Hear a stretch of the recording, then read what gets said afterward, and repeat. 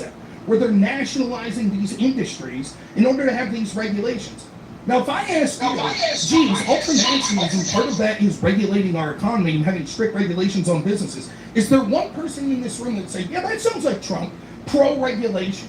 Trump is one of the most anti-regulatory presidents in my lifetime. In fact, because of the justices he appointed and him arguing in front of the court or his team, we got rid of Chevron deference, which was allowing the executive agencies to actually create law to have these burdensome regulations on business for the national good.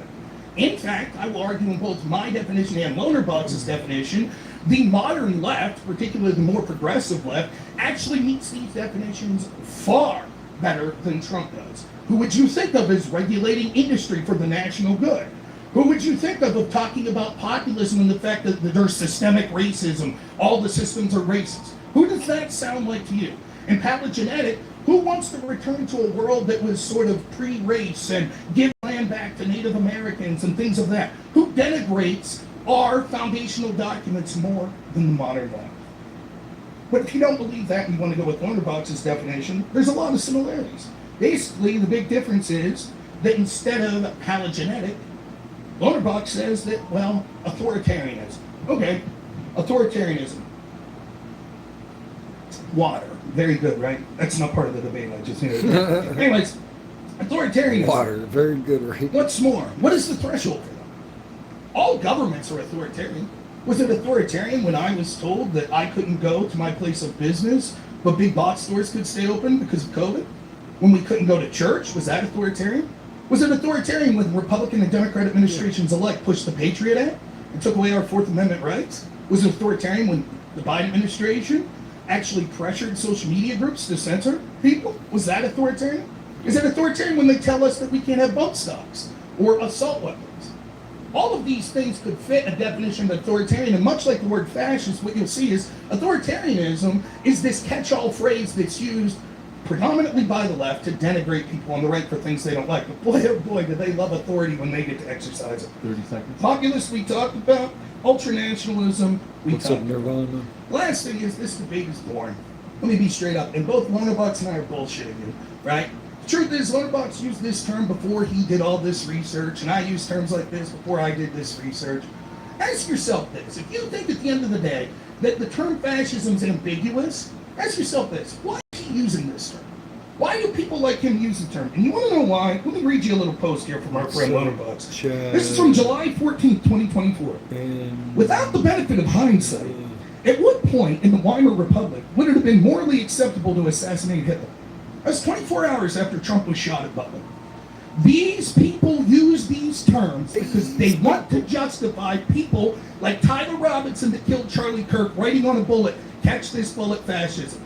That's what I'm here to argue, that shit needs to stop because they're using this term because it's loaded to weaponize people to use violence against people like us.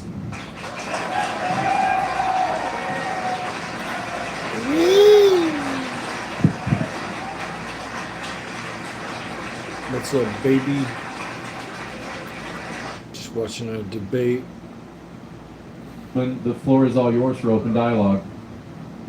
So, let's do the boring stuff first. Can I respond to that first? What's that? Can I respond to that first, or did you want to? Yeah, why not? Okay. One thing about authoritarianism, my definition of authority. Just watching a debate right now. How about you, man? To liberalism, which basically offers one. Again, we can talk about government overreach all day. Like lots. Yes, I accept every state does this. Authoritarianism is contrasted with liberalism, which offers people this basic right for citizens and It's Burger King easy. That's an easy debate. They're debating about is Trump a fascist or not, so should be spicy. no problem with that definition. Well, yes, because what I would say, the devil's in the details there. So, for example, in this representative democracy we have here, if I vote for someone under the auspices that they will operate within the framework of our Constitution, and then they violate that, so they violate the First Amendment, is that authoritarianism, even though they were duly elected? I wouldn't say that makes them an authoritarian. I think you could call it like a spectrum of authoritarian measures, sure, or anti-democratic measures, but there's a fundamental difference between someone's worldview when they say that they are accepting that they exist in a country where people get to choose the makeup of government through elections and people who don't. Okay, so then what would be the criteria we put that? You would acknowledge that it's just the rhetoric of Trump that would meet that and not the actual action. We had elections, Biden won, etc. So it's the rhetoric that's the problem?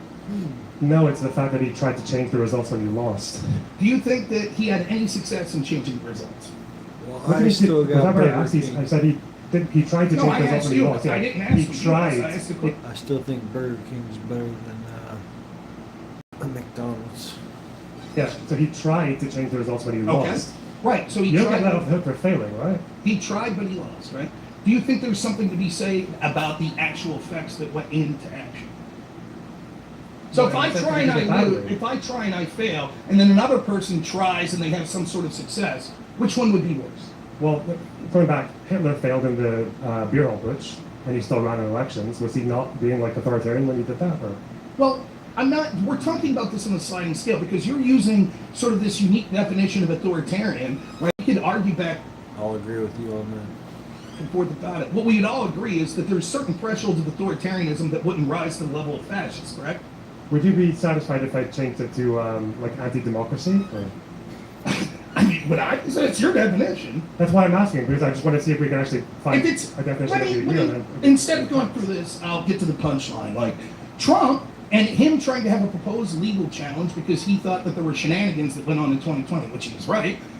Him having a proposed stalling strategy to have alternate electors, which would have caused stalling, which would have then led the courts to look at this stuff, isn't trying to overthrow the country. However, the Obama administration, working at behest of Hillary Clinton, actually taking disinformation sourced by Russians in order to spy on Trump's campaign and presidency, sourced by Russians, paid for by Hillary Clinton, under the auspices of Trump was colluding with Russians, when the FBI and the Obama administration knew that it was Hillary's team that was colluding with Russians. How is that not accepting the results of democracy? I'm just going to go back to the first thing that you said. Trump did not just offer a legal challenge, and he did not just say we want to stall for Eastman said 10 days, I think. Trump was saying to certify the proper slates, i.e. the fake ones for 7 states that he had And produced. what would have been the result? I don't know what the result would have been. It would have went to the never been in court. that situation. It would have went to the court. How we do you have know been in that? that situation. Has that ever happened before? Has a vice president ever 1960 just Hawaii. taken? No. Yes. That's in Hawaii. Yes. Two other slates. Were they both certified by the state or not? No, only the Republican slate was. And yet the Democrats put forth a slate. Because they said, we want to stall because there'll be a recount. For those who don't know, here's what happens. There's certain time frames that you have to meet, right? So it's like you have to have your electors in by a certain time frame. So I think it was 1960 Hawaii. What's going on is they knew there was going to be a recount. So the Republicans were the official slate of electors that the governor signed. They send that slate, which is what we're told you're supposed to do. So- The Democrats were worried that the recount would go their way, but there wouldn't be any recourse because these slates wouldn't be there. There would only be one slate there. So they proposed an alternate slate, which eventually was accepted. But at the time of the sending of the slate of electors, we saw that actually there was a Democrat slate that was not signed by the governor. It's fucking liberals. Do you think that's a mistake? First of all, I'm not actually even sure that's true. You can the legitimacy of the slates because again, these didn't come from a party. They came from Trump and his own guys. Trump also produced a slate for a state that he didn't even claim to have won the popular vote in, which was New Mexico. Trump's, once more, what was going on? I'm not sure of the specifics of New Mexico. What I'll say is this: what was going on was that he wanted these legal challenges solved. Some of the legal challenges actually ended up being successful, at least temporarily. For example, in Pennsylvania, the Superior Court of Pennsylvania ruled that mail-in ballots were illegal. Now, the Supreme Court, which I believe is a 5-2 Democrat court, actually overturned that later. But the whole point was, once the game's over, it's over. So Trump's trying to be like, we have this election that is massively changed, where we have millions more voting than we ever had, millions using this system that we never had. The Western one, by the way, what's mail-in voting like in Scotland? I don't know. I don't engage in it. How about the rest of Europe? I don't know. They don't really like it. I wonder why. Because everybody We knows don't- it's less secure. Wait, So so we try to challenge election results based on that? Since when we've done that? what I'm saying is that it's perfectly This reasonable. country's been doing it since the Civil War, no? What's that? This country, America's been doing it since the Civil War. Not like this. Like So so, just with more people. having absentee ballots or having like certain ballots because you're in the military, you have an illness is different. Like in my state of Pennsylvania, I think the amount of mail-in ballots that increased were something like 20 to 30% of all of our ballots were mail-in. and there's significant problems. But I'm not getting into another Just to be clear, though, January no, 6th debate Well, again. these weren't the same, but these weren't the same complaints that Trump was having at the time. Well, first of all, before the election, he said that these alternate votes were going to be cast by different countries.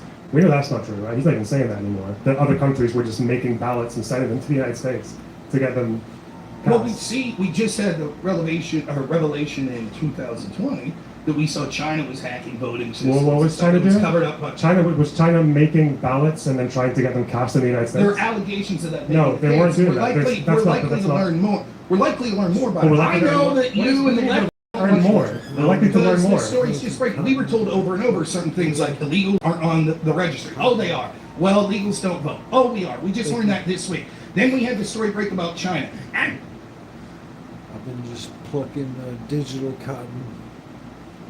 That's what we do nowadays. We plug digital cotton. actually, China was doing everything that we accused. I don't need any mods. Thanks for offering me. Pusha to release a song called Reapers. How did he release a song? I thought he was still locked up. That's crazy.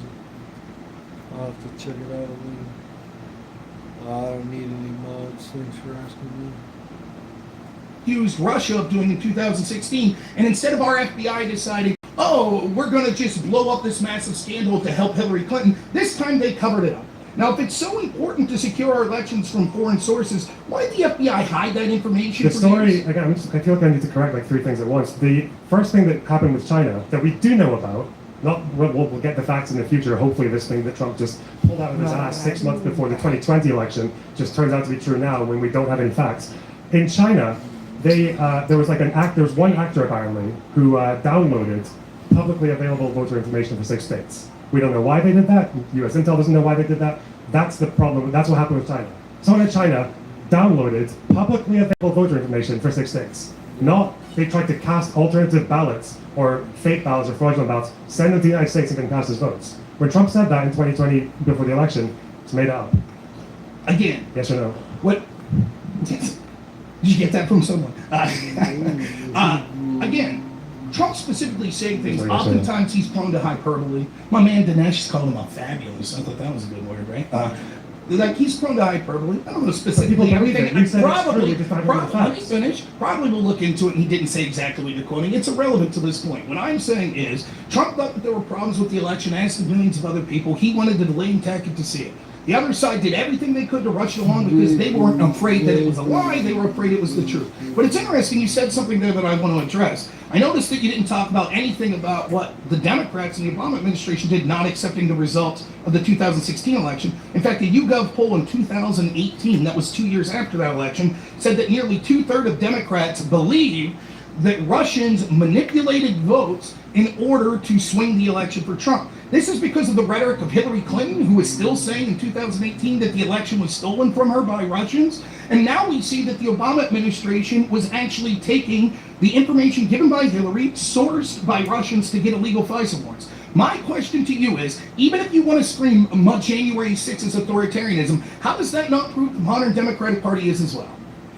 First of all, that's a very compelling claim about the Democrats and Hillary Clinton, who conceded the results of the election, within 24 hours, and even that was enough for even people on her side to make fun of her for it, because she took a few hours longer than most people do because she was upset, and I made fun of her for that, as someone who supported her. So, we're going to compare this to Trump. She was Are you upset. kilt or This is something? really fucked you up. Listen, that's a really compelling claim by the Democrats. The topic of the debate is whether or not Trump is a fascist. If you want to lay down a whole premise for why you think actually the Democrats are the real fascists, which would be really fascinating, we can do that another time. When it comes to Trump, again, you said this thing earlier, which again, and I guess we both agree with the populism. Populism is not just saying that we want to appeal to millions of people, and I think we're standing for the little man. Populism is something again that I think Trump and Mussolini and Hitler and other fascists seem to all hold in conjunction, is this idea of the amount of unbelievable charity that they give to their leaders. It's the fact that we've got Trump, who Dinesh D'Souza earlier, he said something like,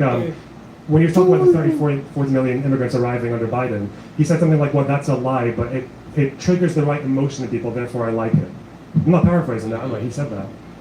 What? Like the what is lie it? was okay. And Let me ask you this, because it just worked on you, is why I'm saying. No, Because with here's what China, I'm going to do. because it works on you. I'm going to Because with China, clearly because go with- back to the Russia thing real quick and Because just say, with- notice how he ran from it. The reason this is important is if everything's fascism, it's nothing's fascism. So at the end of the day, you might be saying, technically he's right. If the Democrats are fascists, that doesn't prove that Trump's not. But go back to that point that I made at the beginning. At the end of the day, probably the average person amongst you is like me. And you're going to be like, yeah, there's a lot of words that we could use definitions for fascism. So why are we using this one particularly? And what's happening is he's willing to overlook Democrat fascism because he wants to use this term to label conservatives. That way they can justify not Motorbox, who's a chill guy, right? When he knows he's part of a community in DGG that their moderator's calling school shooter vibes. He knows that that's what's going on. He knows 24 hours after the Trump assassination attempt that he's out there saying, what point should we have taken Hitler out? So when he starts his opening statement here and goes, well, it's about preventing it. It's about, I'm not concerned about the end results. I'm concerned about the beginning. And who cares if you want to call Democrats fascists whatsoever? Here was the results of Democrats refusing to accept the results of an election just because she said, I concede. Then it's okay to all of a sudden weaponize the FBI to hamper, unlike anything that Trump did or Trump's team did going into the 2020 Biden term. So the point is that he's justifying the selective use of this term. That's what he's running from on the Russia thing. That's why he doesn't want to talk about it. Because he wants you to think that Trump's this unique book. Only Trump's a populist. To answer this question of populism, who's your author? Are you getting most of this from Robert Paxton? What does he say the minimum is in order to be a fascist? Does he say there's a minimum? He rejects a minimum specifically. In other words, would Paxton say that a government could be all of the three things you outlined and still not be fascist? Well, just to be clear, Paxton does think Trump is a fascist. It doesn't matter if he thinks or not. The question was, if he rejects a minimum, is it possible to do all the three things that you've Well, outlined? he and rejects a minimum, but so am I. Yes or no? He rejects a minimum, but so am I. I'm not saying that you can meet one of these pillars and still be a fascist. I don't. So can you answer that you could meet all three and not be fascist? You could meet all. I don't know who would meet all three and not be a fascist. No. But if there's no minimum, that means you could be a populist, you could That's be not what he. But authoritarian. that's not what he means by no. Is that what he means by no minimum? Yes, he means that there is literally, he specifically Well, how do you know rejects that? this. Because the three pillars thing, I was doing that for the purpose of the debate. I'm summarizing what I've read from Paxton. He doesn't say there are three pillars and there's no minimum. You're getting it. Yes or no, the scholar that you're using predominantly is I'm Paxton. deriving it, yes. Yes, But I've adapted it a bit for the debate because Paxton. So you're taking to a be clear, scholar- Paxton's definition is a book. It's a 200-page true. book. So I'm not gonna. Yes, but don't you think that there's a problem when people, like, look, I debated in college. This is what assholes like us do, right? We come up and we read, oh, this guy wrote this, I got a debate. I look into this book, I find something, and then you shoehorn it into your own shit. And that's what he's doing. He's taking this scholar that specifically says there is no minimum. Right? Now, what that means, just in case you're listening, is you theoretically could be ultranationalist and a populist, and you could be authoritarian, but you're still not a fascist.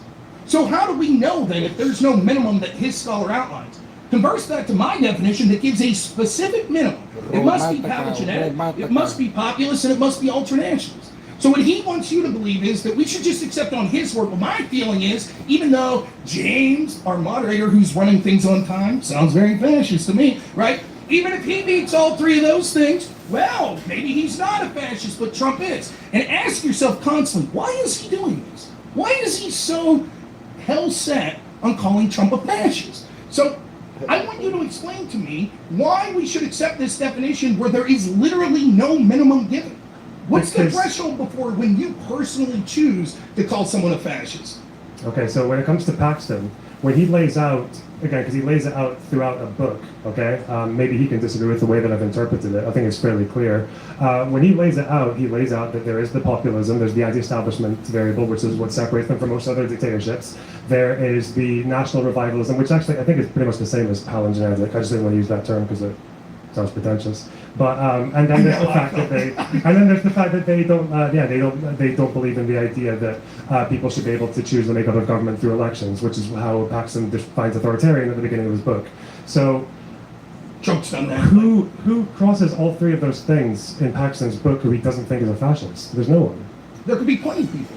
But Yeah, but who how are about they? this? Let's ask you this question. You were Paxton, naming a government after, like, Yeah, guys, I'm Asmongold. I just got banned on Twitch, so I'm on YouTube now. World War II era that you consider fascist, One other than the thing- Trump administration. Can you just move the mic a little bit closer so it's angled? There you go. God, And then a I'm little- gonna stare at him, so, you know. You got it. A government that he talks about, he probably would make, he gets a very fencing position on the Ayatollah, the first one in Iran. But yeah, he wrote that in 2004, which is when he did point out that quite a lot of parties in Europe were moving towards power. He mentions Le Pen specifically, but not governments, no. Yeah. That's why Paxton, when he was coming back, again, just because fascism died and didn't come back into power for a long time, most fascisms in the 30s and 20s failed, didn't I they? would say there's plenty of political parties that would meet this definition, and yet Paxton or you never Which flagged- ones, though? Which ones are palingenetic, Name me- nationalist, populist, and Paleogenetics, my definition, not yours. Like, so what? Again, I was just using the exact, like, but the Fair enough. Let's go through it. Populist.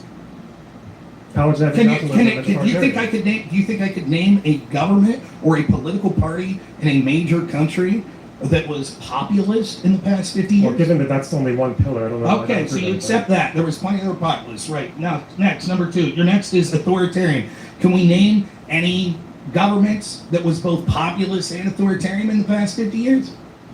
Should be pretty simple, populist right? and authoritarian? Correct. Off the top of my head, I don't know. Do you have any suggestions? Yeah, but I was locked down during COVID. Democrats. How is that saying that you don't believe that people should be allowed to choose government by I participating think in that, elections? I don't think that that's what the term authoritarian means. I think authoritarian could mean taking power, using an institution to take power from the people in ways that's illegitimate, right? So, for example, if we have a Bill of Rights and our government is elected and says, we trust in elections, we believe in elections, but no one's allowed to speak anymore.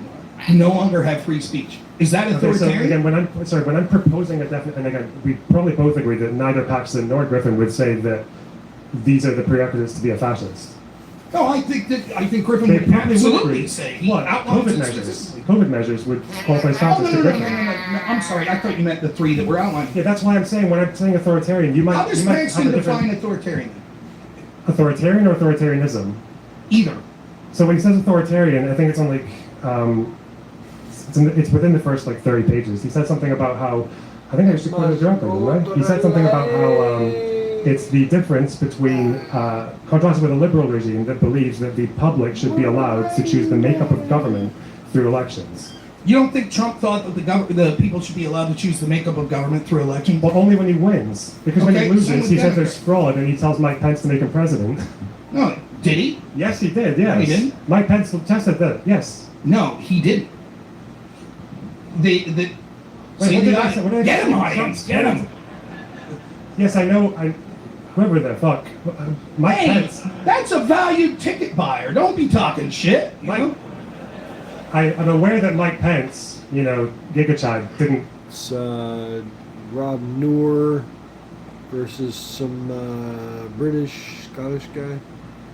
Trump, is he a fascist or nah? Do what Trump told him to. I'm saying what Trump told him to do. What I'm I'm saying saying that is, Trump we've told already him to be gone through. president. We have a dispute as to what Trump wasn't saying. No, I lost, so just make me king. Trump was saying, I believe there was cheating. By the way, So were you make me aware of the king? fact that two questions on this real quick, since we're going down this rabbit hole. Do you know what the Transition Integrity Project is? No. Okay, this was a project that was led by John Podesta and other Democratic strategists that war-gamed out the 2020 election. They said if Biden lost, you know what the Democrat strategy would be? You ready for this? Alternate electors. They also suggested that they would have states like California threaten to secede from the Union. Remember when all the super cool Democrat celebrities like the Avengers cast was saying, now you could do it, electors. You could choose to vote for direction. How wasn't that them being fascist then? That's a great theory again, Rob. I'm sure it's very correct factually all the way through.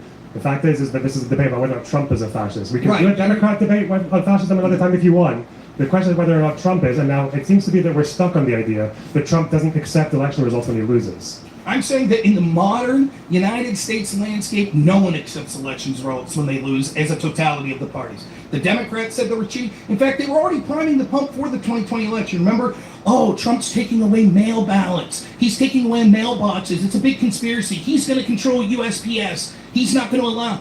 Both sides were doing this shit. It started with the Democrats in 2016 that even though they said we accept the results of the election, for the first time in history, weaponized our FISA courts to utilize the entire FBI to spy on the Trump administration. And That only- story, by the way, hampered his entire administration for 4 years. Now, what was hampered with Biden when Trump peacefully left power? Oh, nothing. He had a mandate to censor people that criticized the 2020 election, authoritarian. He had a mandate to aggressively go after everyone on January 6th and treat them like persona non grata. And then he proceeded to try to censor people that were talking about COVID. Has anyone ever told you that less is more, Rob? I'm sorry, it's just that, like, way early, I'm sorry, just like, way earlier on, you were, it's just that you're using every sentence. What was that sentence that just triggered that entire soliloquy? It was because I It's said just your something face, about, you know? it's because I said something about how,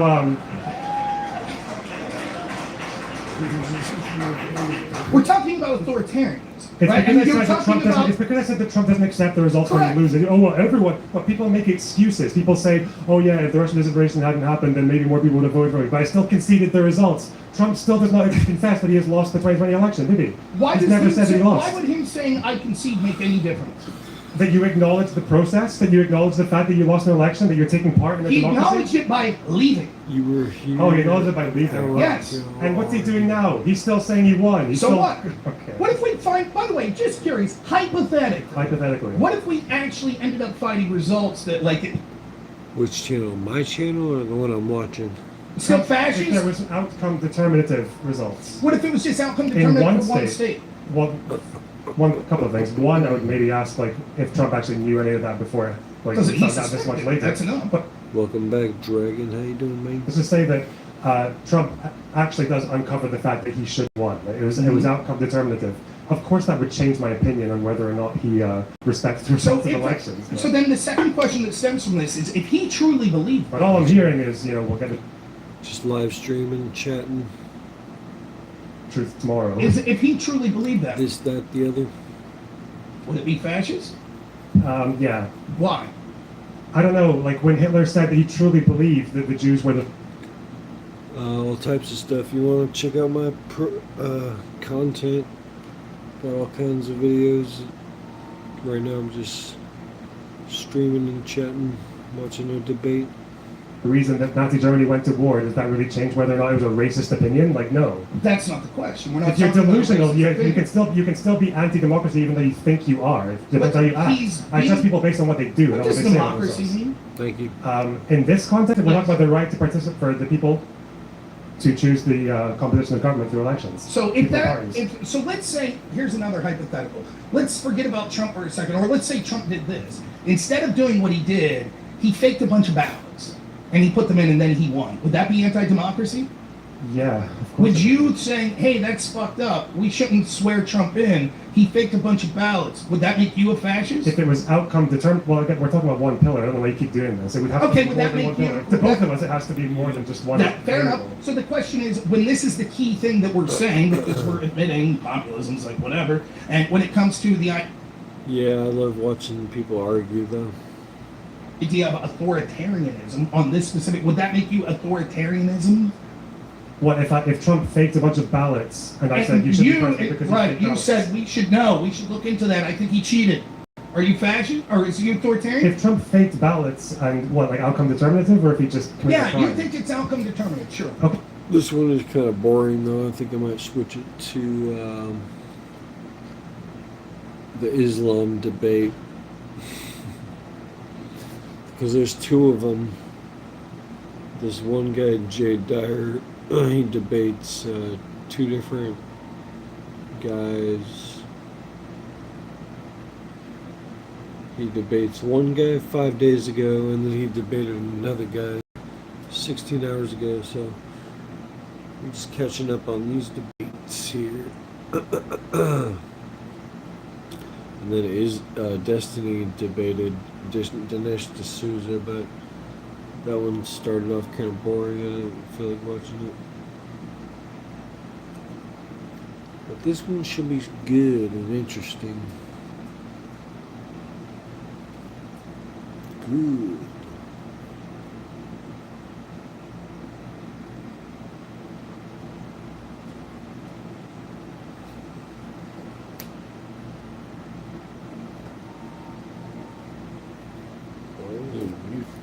thing. I can say book and then somebody else can write it down faithfully or not So faithfully. we don't know and we don't know. You Look, can read just things read and it and understand. all of my arguments are there. I believe you can read things and understand them. I believe that you can see and witness things, and that is sufficient enough. But you guys don't believe in that, or at least you don't. Just because something is preserved doesn't necessarily mean it's true. Are the yeah, thank you. Yeah. Thank No you. problem. Thank Yeah, you. Yeah. So Hold it. This Hold it. Hold it. undoes Hold it. this argument the entire Hold time on. about the Quran. Thank you. No. Oh,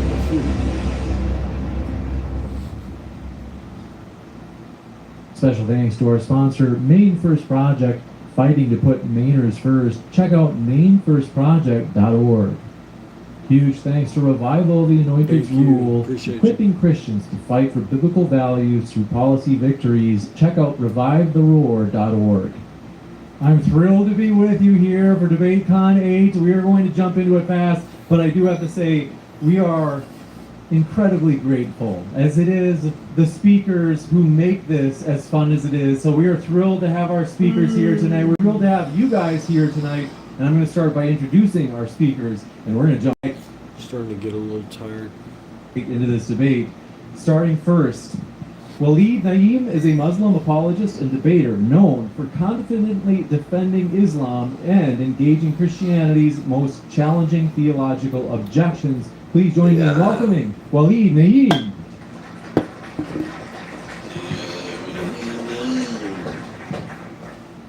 Also, in the right corner, our next speaker is an author and cultural commentator known for his extraordinary intellectual range, sharp wit, and formidable debating style.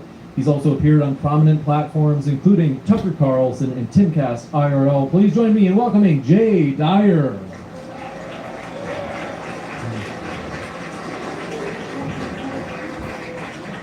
With that, we are indeed jumping right into it. I have the timer set for you for your opening statement of 20 minutes. Waleed, the floor is all yours.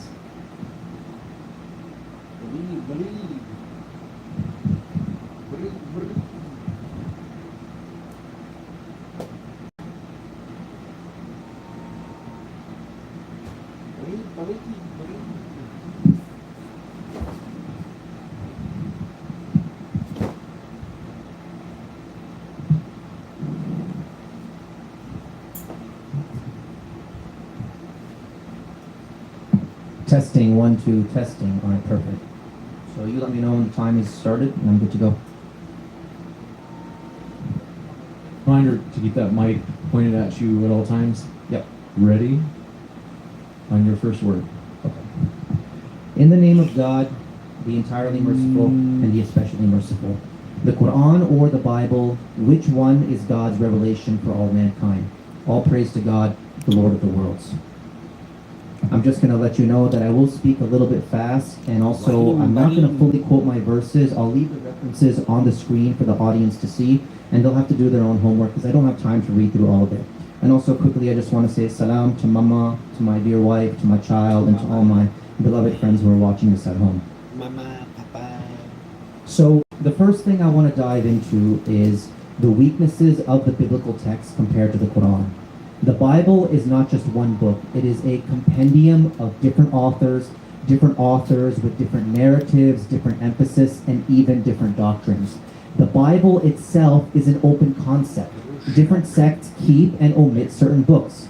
The Bible itself does not define what the Bible is. So when Christians say the Bible teaches X, Y, or Z, they are assuming a concept which does not exist, i.e. the concept that there is indeed a set number of books that is the Bible and isn't the Bible.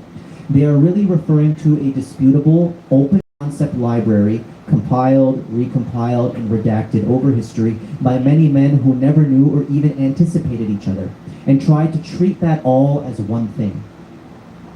The Quran does not suffer the same fate.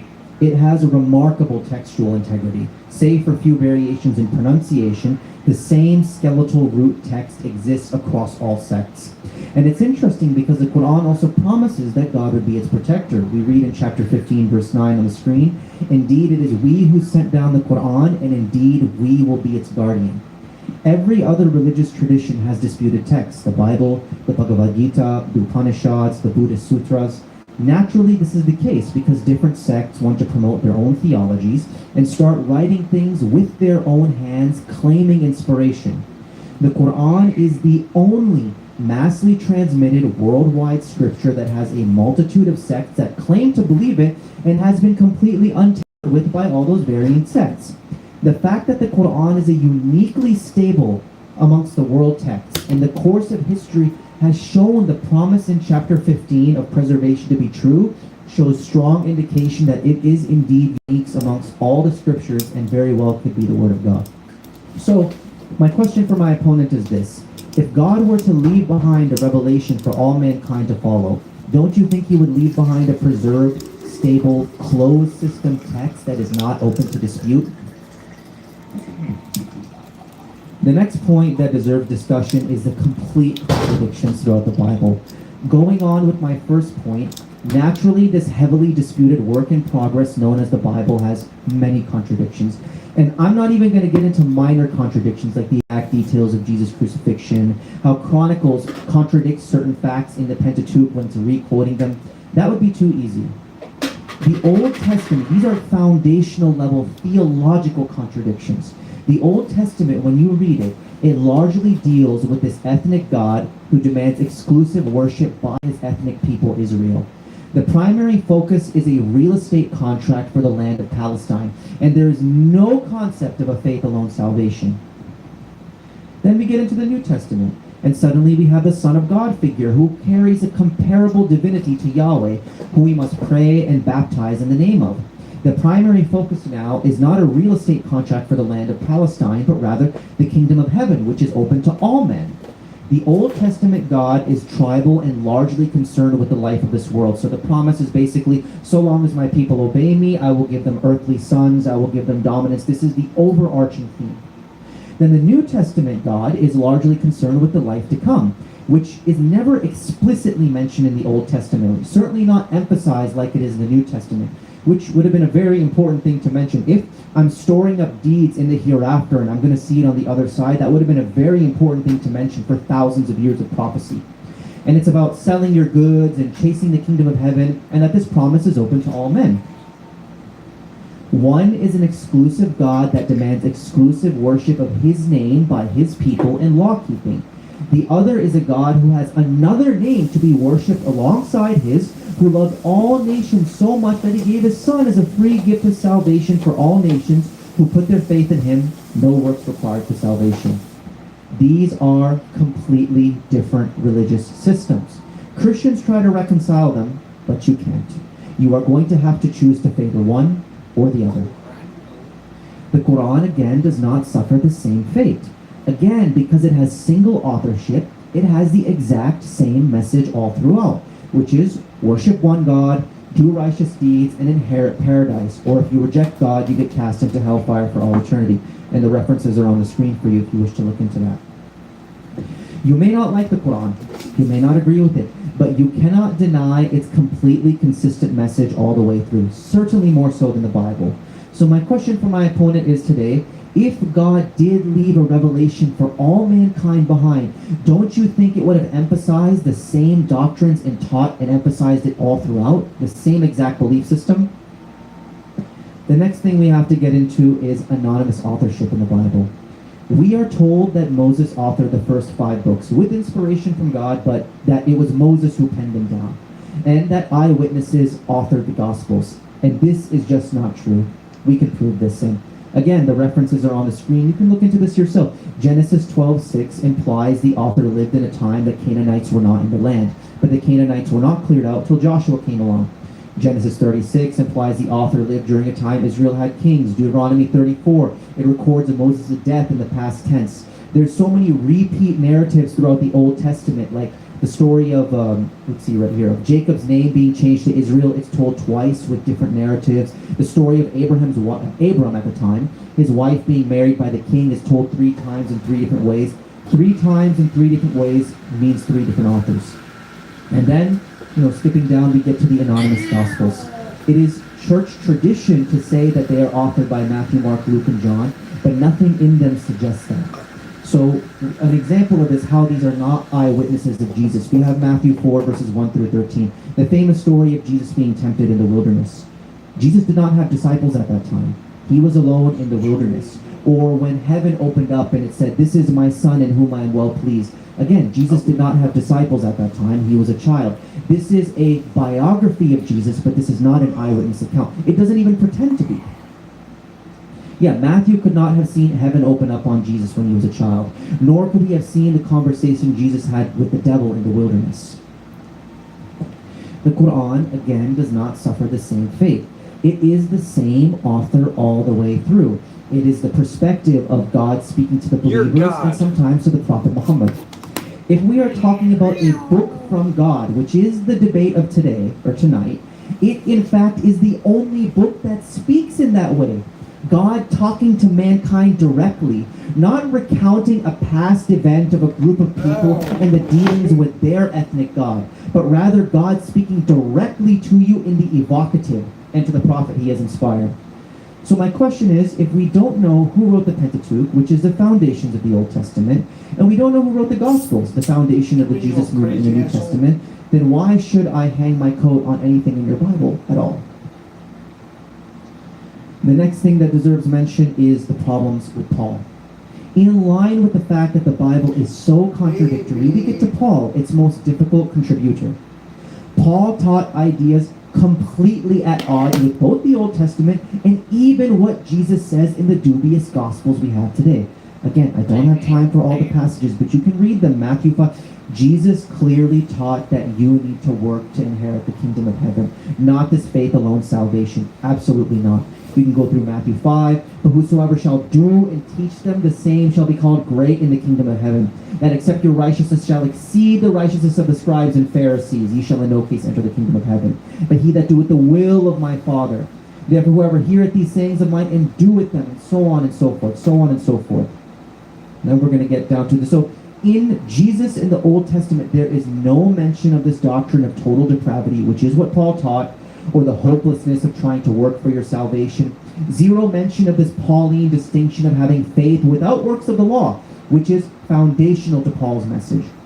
And Paul says in Galatians 2:16, knowing that a man is not justified by works of the law, but by faith of Jesus, that we might be justified by the faith of Christ and not by works of the law. For the works of the law shall no flesh be justified. This is over and over.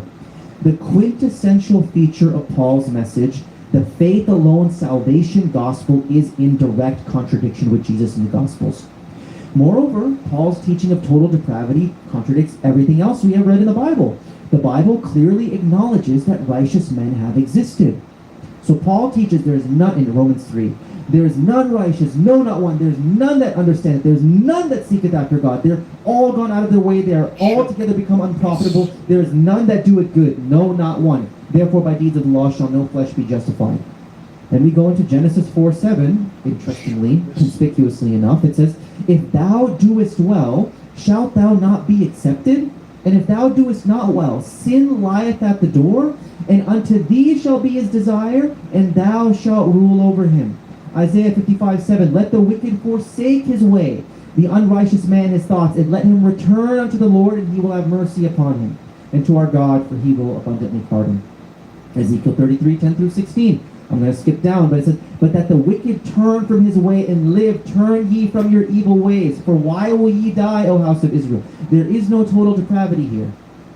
And then, of course, the famous passages in Ezekiel 18:20, my mistake, sorry. The soul that sinneth, it shall die. The son shall not bear the iniquity of the father, neither shall the father bear the iniquity of the son. The righteousness of the righteous shall be upon him, and the wickedness of the wicked that shall be upon him. Listen, there is no denying it. This faith alone, not justified by the law, no righteous man has ever existed. We all inherit original guilt and sin from Adam. This whole system is completely foreign to the rest of the Bible, including even the Gospels in the condition they are in today. You can only start with Paul and try to force read it into the Old Testament. Start with your conclusions and work backwards. You will never find the Pauline system native or indigenous to the Old Testament or the Gospels. Therefore, the question I pose is, if Paul contradicts so much of the Old Testament, and even the words of Jesus in the Gospel, and he is by far the most prolific author of the whole New Testament, more than all the other authors combined, or certainly comparable, Why should I trust anything in the New Testament at all if its most prominent author is teaching a completely different religious system that was never heard of for thousands of years? And lastly, I want to get into this. So Christians, they treat the Bible as if it is a revelation for all mankind. But it doesn't even treat itself like that, specifically the Old Testament. The Old Testament is the vast majority of your Bible. It takes up the bulk. And let's be real, whatever people wrote that Old Testament never had you or me in mind, 21st century non-Israelite people. There's so much, and I don't mean this to be disrespectful, but I have to be honest, there's so much clutter and baggage that clearly meant a lot to some people back in that geography and time, but mean nothing now. We all just skip over that when we're reading. We are debating tonight what book is God's revelation to all mankind. Christians treat the Bible as if it is a revelation for all mankind, but does it even present itself in that way? The Old Testament does not represent itself as God's revelation to mankind, i.e. God speaking to humanity. It is simply histories and narratives of an ethnic God chiding his ethnic people and promising them the land of Palestine. That kind of narrative doesn't even consider the rest of mankind. Endless people's names, place names, peoples that are never developed on, places that do not exist anymore and nobody really knows anything about. It's kind of like if any of you have any familiarity with the Hindu religions, the Mahabharata. The Mahabharata is known as the great legendary epic of India, and reading it is like getting your head dug into ancient India. It wasn't written for us. It was written for a different people at a different time and a different culture. And the Old Testament reads in the exact same way as the Mahabharata, except the Middle Eastern version. And listen, as I was saying, it is genuinely inaccessible. Then we get into the New Testament. The Gospels also do not present themselves as a revelation to all mankind. They are cobbled together stories of this incredible man named Jesus and some of the things he said and taught. Again, not a revelation of God for mankind, but stories and legends of this particular man. Then we get into Paul. Did he present his works as God's revelation to all mankind? No way. His work is simply him writing letters of encouragement, faith, and instruction to the various churches around him. Christians, again, they treat the Bible as if it is like a text message from God to all mankind. They'll tell you, read your Bible, but the Bible itself doesn't even present itself in that way. All we have is an ethnic geographical epic, stories of an incredible man, and letters being sent to churches. None of the writers in the Bible had me in mind. Again, the Quran is very different. It reads like God directly speaking to you, directly speaking to mankind. Say this, say that in Arabic, kul, kul. It isn't cluttered with all this meaningless historical baggage or cultural motifs.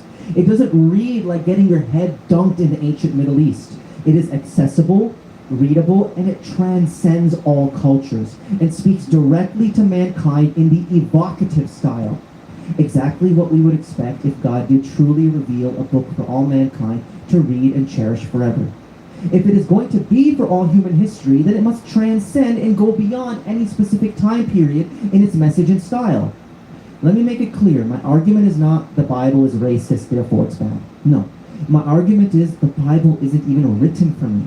So why would I accept it as the message that God requires me to follow? Wouldn't it be more natural to incline towards the world scripture that is actually addressing me? So my question is this. If the Bible is truly the Word of God meant for me to follow today, why do none of its many authors address me at all? Would God want me to follow a message that isn't even directed to me? All of these problems naturally lead into the Quranic mission. That is why God revealed this final revelation, to clear up the errors, lies, and confusions that men have put in. And we read in chapter 5, verse 48, God says that we have revealed to you the book in truth, confirming what that which is before it of the scripture, and as a guardian over it, muhaymin.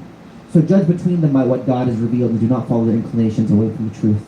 And then chapter 16, verse 6, it reads again, that we have not revealed to you the book except for you to make clear to them that wherein they differed. More verses from the Quran. Chapter 27, verse 76. The Quran relates to the children of Israel, most of that over which they differ. 279. So woe to those who write the scripture with their own hands, and they say, this is from God, in order to exchange it for a small price. Chapter 2, verse 106. And God talks about different proofs being caused to be forgotten, and God replaces it with a better one. And interestingly enough, even in Jeremiah 8:8, we have this assumption or this idea of people writing false scriptures with their hand. But behold, the false pen of the scribes had wrought falsely. So distortions in the textual corpus. Therefore, the Muslim position that the Bible is corrupt and needs to be filtered by the Quran is not an ad hoc position that has been made up in the last few decades to deal with the so-called Islamic dilemma, but rather directly anticipated by the Quran as one of its main functions, to clear up the confusion and corruption wrought by men in matters of religion. Therefore, seeing the confusing, contradicting, jarring, and inaccessible state the Bible is in today, most people can't even read it from cover to cover because of how inaccessible. This cries out for something to come by and clear all of this mess up. And that is exactly what the Quran claims as its mission. The very state the Bible is in today, confusion, contradiction, inaccessibility, I'm not even going to get into this, the degeneracy ascribed to the prophets of God, gives full justification to the mission of the Quran. It cries out for a holy, preserved, and perfect filter. All praise to God, the Lord of the worlds. Thank you very much for that opening statement. We will transition over to Jay Dyer's opening statement now.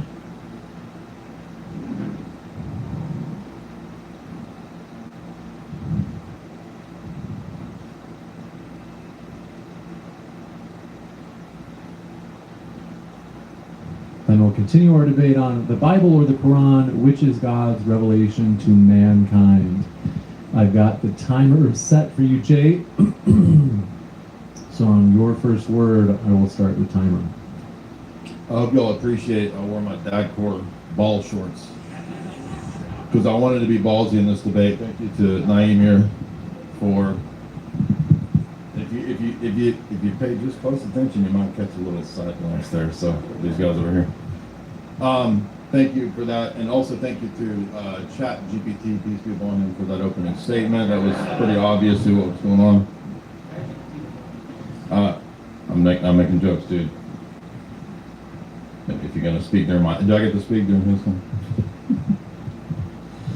All right, so we're talking about Revelation. Of course, we heard some interesting stories there, but he didn't tell you the story about the origin of the Quran. And I will talk about divine If you're able to just move the mic a little bit closer.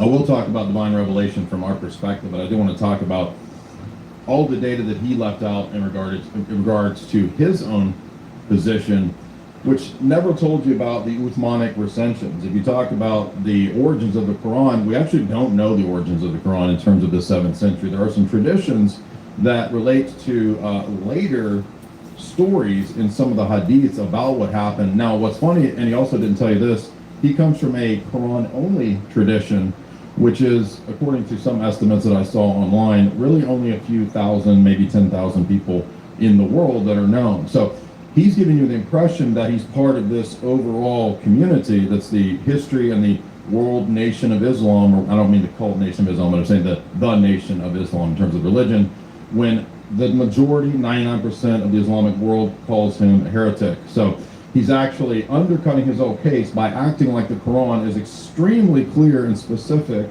and perspicuous, when he himself doesn't think this, because almost all of the Muslim world is confused by the Quran, and they need all of the hadiths and the hadith science that goes into rating the various hadiths in terms of which ones are sound and which ones are not. But he rejects all that.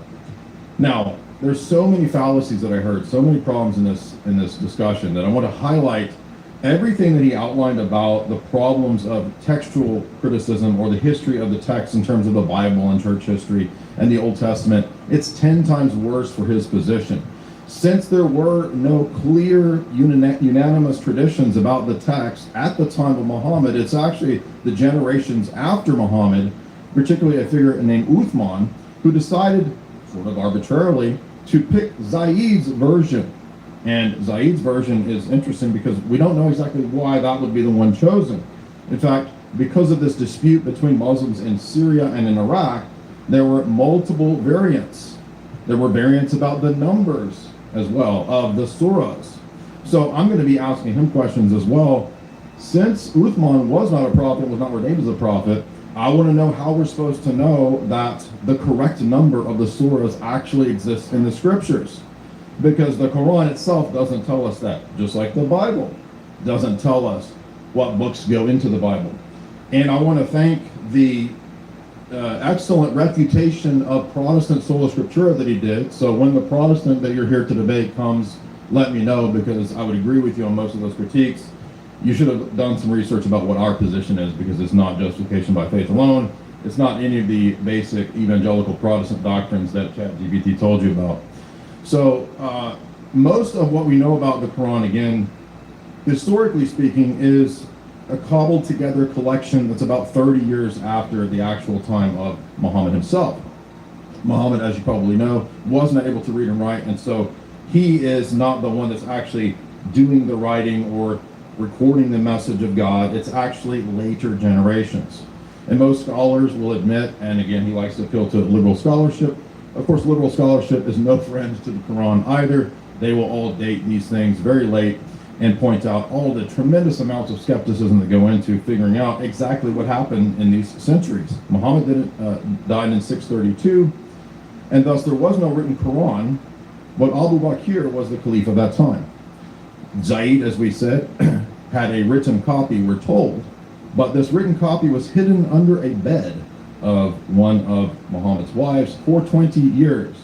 But just trust us, it's there, it's good, it's the whole thing, I promise. Not only do we not know if this is the right copy, it could maybe this is somebody's diary under the bed, we don't know, right? It's all arbitrary.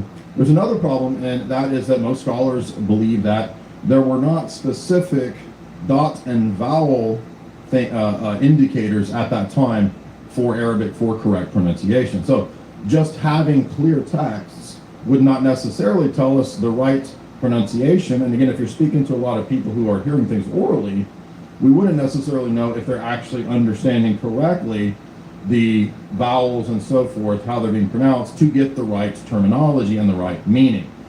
He comes to texts, as many Muslims do, with a very simple sort of surface, self-evidence type of view. That's why I'm going to ask him some epistemic questions about how he has certitude about who this God is in terms of which surahs make up that text, because he's not going to be able to tell me. He has no way, no epistemic criteria to actually say how he knows that he has the correct version of the Quran. It's all just simply assumed. Now, you heard the arguments that he gave. It was a whole bunch of things like, well, look at the way that God speaks in it. I mean, he speaks like it's a clear revelation. So clearly, a clear revelation would speak clearly, right? Isn't that clear? That's all begging the question. That doesn't tell us anything.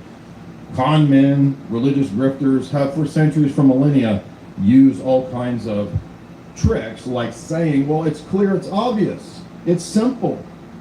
This is another fallacy. The appearance of something being simple does not have anything to do with it being true or false. You can have simple errors. You can have simple mistakes. You can also have complex errors and complex mistakes. So the entire argument that the Bible is difficult for me, so therefore God is not in it and it's not true, is a fallacy. It's stupid. It's silly. These are terrible arguments. Now, moving on, I want to get into the issue of the texts themselves. We have a lot of statements in the Quran itself, and again, remember, this is a person who, as far as I'm aware, does not believe in any of the traditions, any of the hadiths. So he's a Quran-only Muslim. That means that he believes, he's committed to the view that the Quran is a perfect revelation. Again, even though the Quran, in many, many instances, many, many verses, doesn't actually identify exactly who the reference are, who the person is. Sometimes prophet is used, and it's just assumed that it's talking about Muhammad. Now, most of the Islamic world later on thought, well, you know what, we got to have some traditions because there is actually some unclear passages. For example, who is this prophet? Do we know that in every case prophet refers to Muhammad? Because sometimes there's passages that speak of Old Testament prophets. How do we know which one it's talking about? Now, you could say, well, the context tells me. Yeah, but again, this is begging the question, because without an interpretive framework, we don't know that we have the right context even.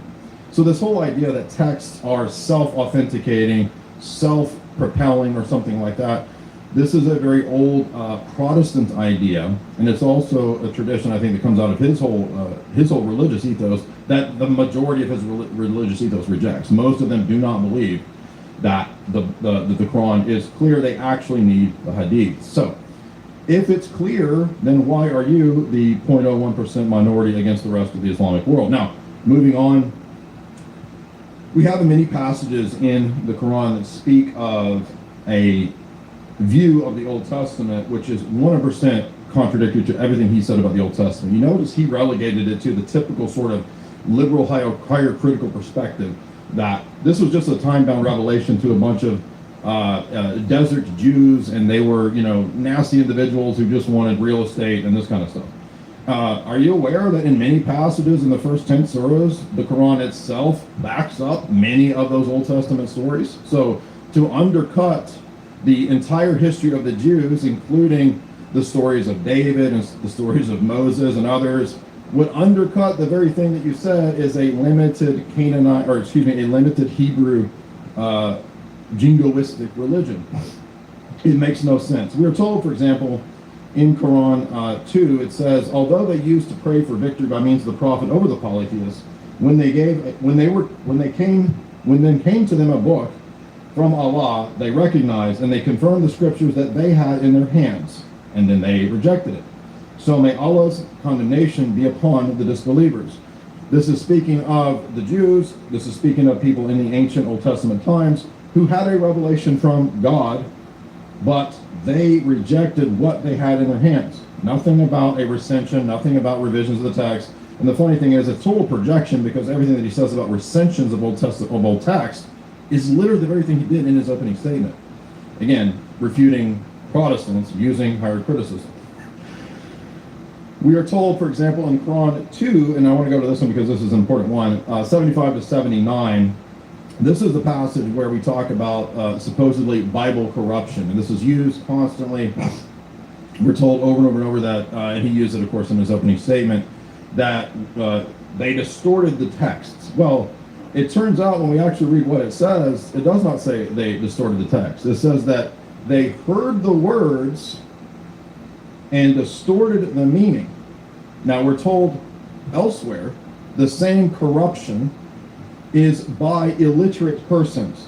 I don't know about you, but I don't think illiterate people can corrupt a text. If you can't read, you can't corrupt it.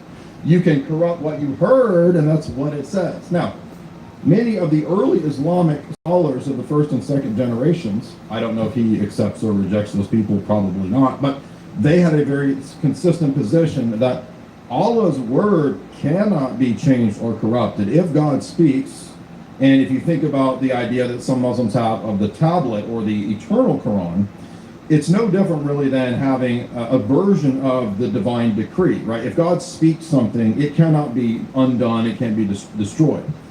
The argument of the Quran in these passages is saying that it's possible for people to hear it and misunderstand it, but they cannot corrupt that text, in my view, or that Torah or that Injil. Now, I'm not saying that the Quran is true. I'm saying that the Quran, at this very point, which he tried to make a case for the Quran, is the very thing that refutes the Quran. There are many, many more passages that we have to get to. Let's look at, for example, in Quran 1094. Well, let's start with 289. Although they prayed for victory, we had the book within their hands, okay? So Allah gave this book. Remember, Allah's words cannot be changed. And that's also in the Quran. In 278 and 79, I'm going to read you the passage so that you can see. How much time do I have left? Okay. Among those are the illiterate.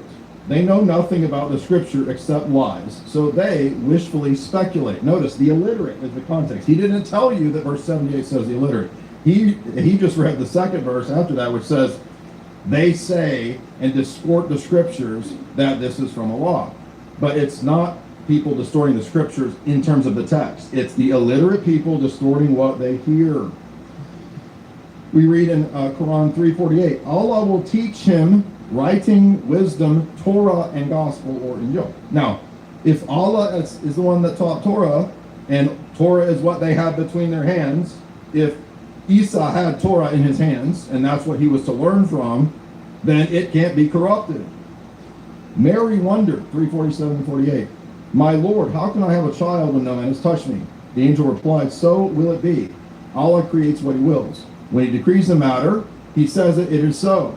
Allah will teach him writing and wisdom, Torah and gospel. So, to say that Torah is corrupted, which is what he explicitly said about the Mosaic passages in the Old Testament, just literally reciting like Bart Ehrman level higher criticism, is to also deny his own book. So, the people of the gospel in 547, judge by what Allah has revealed in it. Those who do not judge by what Allah has revealed are truly the rebellious. Now, this is a passage that I would argue is, again, it's a little ambiguous. Let the people of the gospel, that is the Christians in 7th century here, judge what Allah has revealed in it. Is the gospel? Well, if it's the gospel, then I'm judging the new supposed revelation from Muhammad on the basis of what came before. How could I do that if it's all been corrupted? It would make no sense. But if what I'm judging is a revelation of the new revelation, that's the new revelation, so I judge the gospel by what's new, because again, this is indefinite here, then it refutes him because it's not clear. And thus we have to have some kind of interpretive matrix or network or framework or paradigm to understand all of these ambiguous phrases. And thus, it doesn't make sense to be a Quran-only Muslim because it is not, quote, perfectly explained as Quran 6:1, 14, and 15 claim about itself. Again, this alone is another contradiction. To his point, if the Quran is a perfect explanation, then why do 99.9% of the Islamic world believe in hadiths, whether it's the Sunni tradition or the Shia who have their own hadiths? So he's, again, totally misrepresenting his position as if he represents all Islam. Again, they almost all would call him a heretic. Now, if we go to 5:46 and 47, it says, "Then in the footsteps of the prophets, we sent Jesus, son of Mary." Jesus confirmed the Torah revealed before him. So what a lot of these guys don't understand is that we possess today, and even the liberal scholars will admit this in the Christian tradition, in the Western tradition, we possess thousands of manuscripts from the 1st, 2nd, 3rd, 4th, and 5th centuries. There are various textual traditions, that's true. But we don't believe in sola scriptura, and most of his argumentation was actually premised on a position of sola scriptura. We actually believe that tradition is necessary, but being a Quran-only Muslim, you can see why he has a problem with the idea of tradition. He rejects his own traditions, which are also necessary, even in his own history. For us, the Bible is not a self-authenticating book. That doesn't make any sense. There's no such thing as that, nor does he possess that. In fact, what Jesus in his own day was supposed to confirm the teachings of Allah by was the Torah that Jesus had. Guess what? We have Torahs that exist before the 7th century. And the Torahs that we possess, and so many of the textual traditions are very similar or identical to the Jewish Torah. Christians can still read a Jewish Torah and understand the messianic prophecies in them. Now, for him, none of this is possible because it's all been corrupted. But he has no epistemic measure to know what is the corrupted text and what are the non-corrupted texts. For example, many passages and stories in the Torah are, and in the historical books as well, and in David's Psalms, etc., they're repeated in the Quran. So there's all kinds of things that he's not aware of, apparently, that are in the Old Testament. I don't think he's actually read it, because he would know that if he had, that are also part of the Quranic tradition. So by him saying that the Quran, that the Old Testament is full of inexplicable, mysterious, pointless teachings which make no sense and can't be from God, he's undercut giant portions of the first 10 surahs of the Quran which repeat those things. This is so crazy. We gave Jesus the gospel containing guidance and light, confirming what was revealed in Torah. Okay, that's at Jesus' time. Remember, the other passage says that what they have between their hands. So it does, there's no way, if you believe the Quran, to say that what came before was all corrupted. Moving on. 932. They wish to extinguish Allah's light with their mouths, but Allah will not allow his light to be, Allah will only allow his light to be perfected, even to the dismay of the unbelievers. Oh wait, except for all the light throughout the Old Testament, which Allah allowed to be corrupted according to him. So, the light of Allah himself, according to him, cannot be corrupted. 932. His whole opening statement was gigantic portions of Allah's revelation were corrupted. Makes no sense. Moving on. I want to talk about confusion between how much time? 2 minutes and 20 seconds. So let's move on. I'm going to skip over here to many of his claims. So first of all, he said, the fact that it's difficult shows that it can't be from God. That's a fallacy. It's called a psychological report. That's simply telling us something about you that you don't understand. It has absolutely nothing to do with whether it's true or false. So fallacy of psychological report. He says it's not God's revelation for all of mankind. I mean, again, total lack of familiarity with multiple passages. Matthew 28 says, Jesus says, go out, baptize the nations, and preach the gospel to them. Paul himself went on countless missionary journeys to spread the gospel. That's the entirety of the book of Acts. So the idea that Paul and Jesus are out of accord and they never taught a message for all of mankind is preposterous. In fact, countless prophecies in the Old Testament are about when the Messiah comes, the Gentiles will have the gospel and the covenant opened up to them. This is described explicitly in Luke 21, Matthew 24. So this idea is preposterous. He said all kinds of crazy stuff, like the Old Testament doesn't teach the afterlife or doesn't really talk about it. No, David says many times over, if I keep your law, I will dwell with you forever. He says about Jesus himself, a famous prophecy, Matthew 1:10. The prophecy is about Christ's eternal Melchizedekian priesthood. Sit at my right hand until I make your enemies your footstool.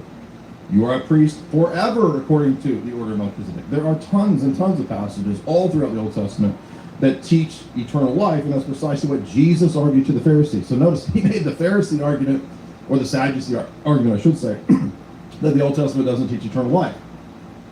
And he hinges that argument on Abraham, who worshipped him in John 5-9 and believed in him. Abraham is not dead. Moses is not dead. They are alive to God.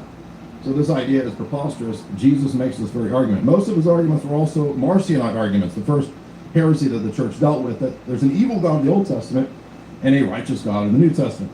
No, there are many, many, many passages. In fact, most of the gospel citations that Jesus is having in the arguments of the Pharisees are the Old Testament showing continuity with the same God of the New Testament, that God is his Father. Notice that Allah is not the same God as Jesus' God either, because the Quran says Allah has no sons, he does not beget, he is not a father. Well, Jesus says countless times over throughout the Gospels that God is his Father, that Yahweh is his Father. In fact, Deuteronomy says many times over, God is a father to Israel. So this I'll give you a chance to wrap up that last sentence. Last, I will just point out that when he said faith and works, that is another misunderstanding. The Orthodox position, as Paul says in Galatians 5:6, is that the only faith that saves is the one that works through love. So Paul and Jesus teach the same gospel. And Tom, thank you very much for that opening as well. Jay, we are going to jump into the open dialogue, gentlemen. So I do want to allow this to be organic and lively, and at the same time, within reason. Otherwise, I will have to jump in to moderate. And then, folks, I want to remind you in the audience, please do a favor, allow the debaters to do the debating. And with that, gentlemen, I've got the timer set for you. The next hour is yours for open dialogue. If it gets to where it's one-sided, can we get a timer back and forth at some point if Yes. that happens? Okay. Definitely. Go ahead. If you want to start. Okay, yeah, so the first thing I want to bring up is how do you reconcile the fact that in different parts of the Bible it teaches a completely different religion with a different emphasis? Yeah, again, that's a fallacy to assume that because there's three versions of a story, that there's three different authors. That was one of the fallacies I didn't get to. That's a non sequitur. I wasn't talking about different authors, I'm saying entirely You different. did say that. You argued that. No, the argument I'm making right now is a completely different religious framework when you read the Old Yes, Testament. yes, simply not. What was that? It's simply not a different religious framework. That's your misunderstanding. All right. So what is the main emphasis of Jesus in the New Testament? There is not one main emphasis. In fact, even in the Beatitudes, which is probably the closest thing to that, he talks about all kinds of stuff. Okay, would you say the kingdom of heaven of Jesus is a primary emphasis of his, one of the many? It's one of the many. Okay.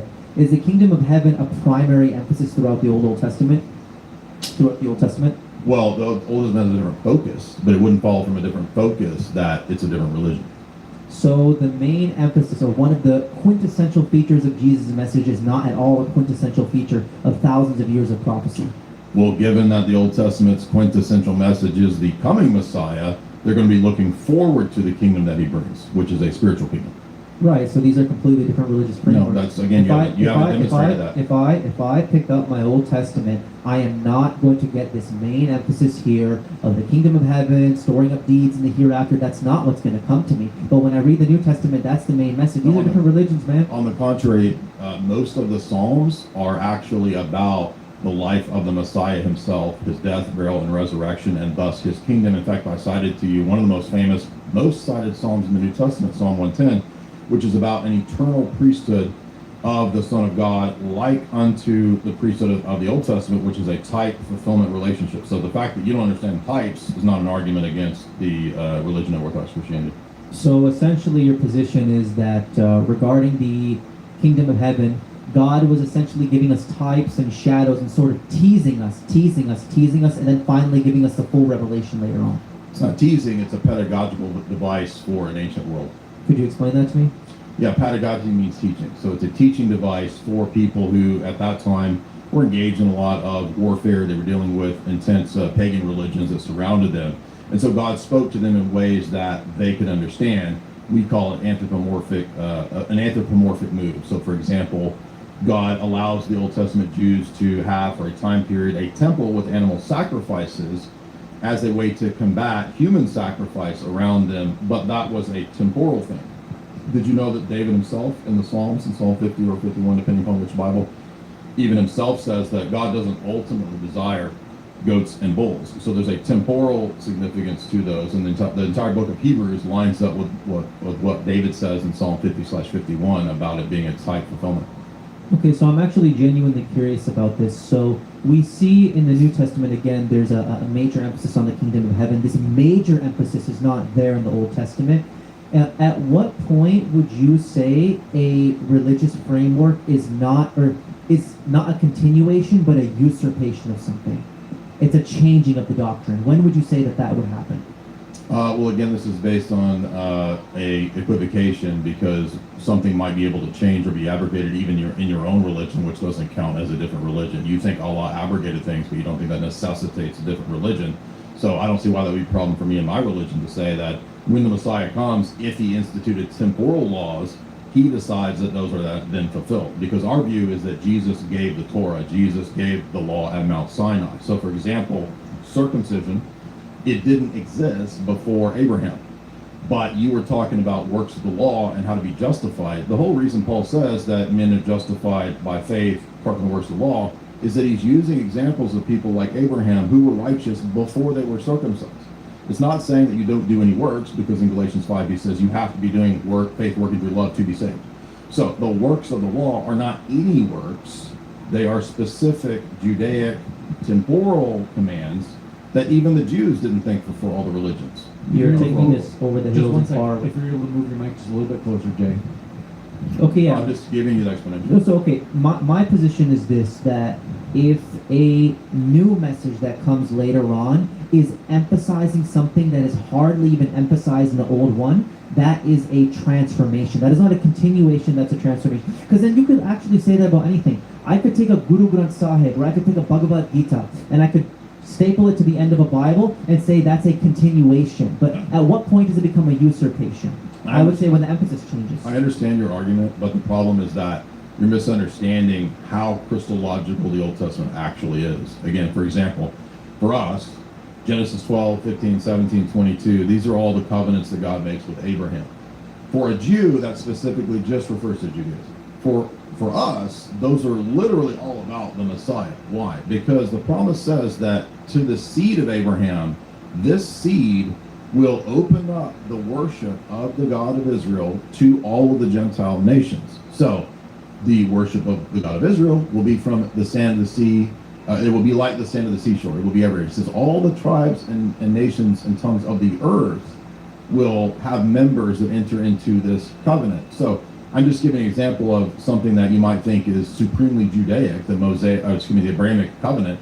And for us, if you read Galatians, it's literally just about Jesus. So the same with the animal sacrifices. Those are all about the kingdom. And I'm not trying to monopolize the time. You can say whatever you want after this. Last thing I want to say is, when we say kingdom of God, we actually believe that that is the divine liturgy. So if you go to Orthodox Church, to the divine liturgy, we believe that is the heaven that's now on earth. So the type of the temple and the synagogue is fulfilled in the divine liturgy of the Orthodox Church. That's the type fulfillment. That is the kingdom. So for us, all of that stuff is literally about the kingdom. So the whole Old Testament is about the kingdom. Okay, I'm actually genuinely curious about that. So the Orthodox believe Jesus has already returned because the kingdom is here? No, we believe that there's two returns. There's two comings. Jesus comes back twice. Right, and this is why, for example, there's so many passages that speak of a suffering Messiah in the Old Testament. For example, in Isaiah, the famous Isaiah 53, 54, Jesus coming in humiliation on a donkey in Zechariah. For us, those are his humiliation, and then the kingdom is where he reigns when he ascended. So for us, in the book of Acts, he ascended at the beginning of the book of Acts. And as we said, Psalm 110, sit at my right hand until I make your enemies your footstool. David says, since David died, it has to be about the son of David. David wasn't a priest after the order of Melchizedek. The only person who could fit that bill is the Messiah. So he reigns in his church, which is his kingdom. I'll give you one last passage. Daniel 2 says that when the Messiah is born, this is a famous messianic prophecy even quoted the Jews, the empire, the kingdom under which that Messiah is born will eventually permeate and convert that entire kingdom to his kingdom. So this is a famous messianic, even Jews think this is a messianic passage. We're saying when Jesus came under the Romans, that empire eventually got permeated and became the tree that all the birds nest in. That's one of the images of the kingdom in the Old Testament, but there's many. Okay, so I didn't get a clear answer for this. So I'm just saying, and I know the Orthodox, they don't believe in faith alone, but I believe Paul absolutely taught that. So this faith alone, salvific, kingdom of heaven, sell your possessions, chase after the kingdom of heaven, this belief system, do you think that it is a native and indigenous thing to the Old Testament? And if so, where do you Yeah, the Orthodox position is that anybody who was ever saved, whether it's Noah, Abraham, Moses, they all are saved because they put faith in the coming Messiah. The only difference is that we look back and we already know who he is. They were looking forward to his coming.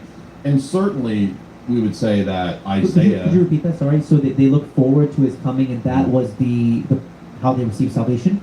They look forward to him, but they actually directly knew him. For example, we believe in God appearing in many of these theophanies, and since God the Father, according to Jesus in John 5, is never seen, no one has seen God the Father at any time, he says to the Pharisees, then the only appearing or face that could have been seen is the Son of God, who was there eating with Abraham, who was there eating with Moses on top of the mountain in Exodus.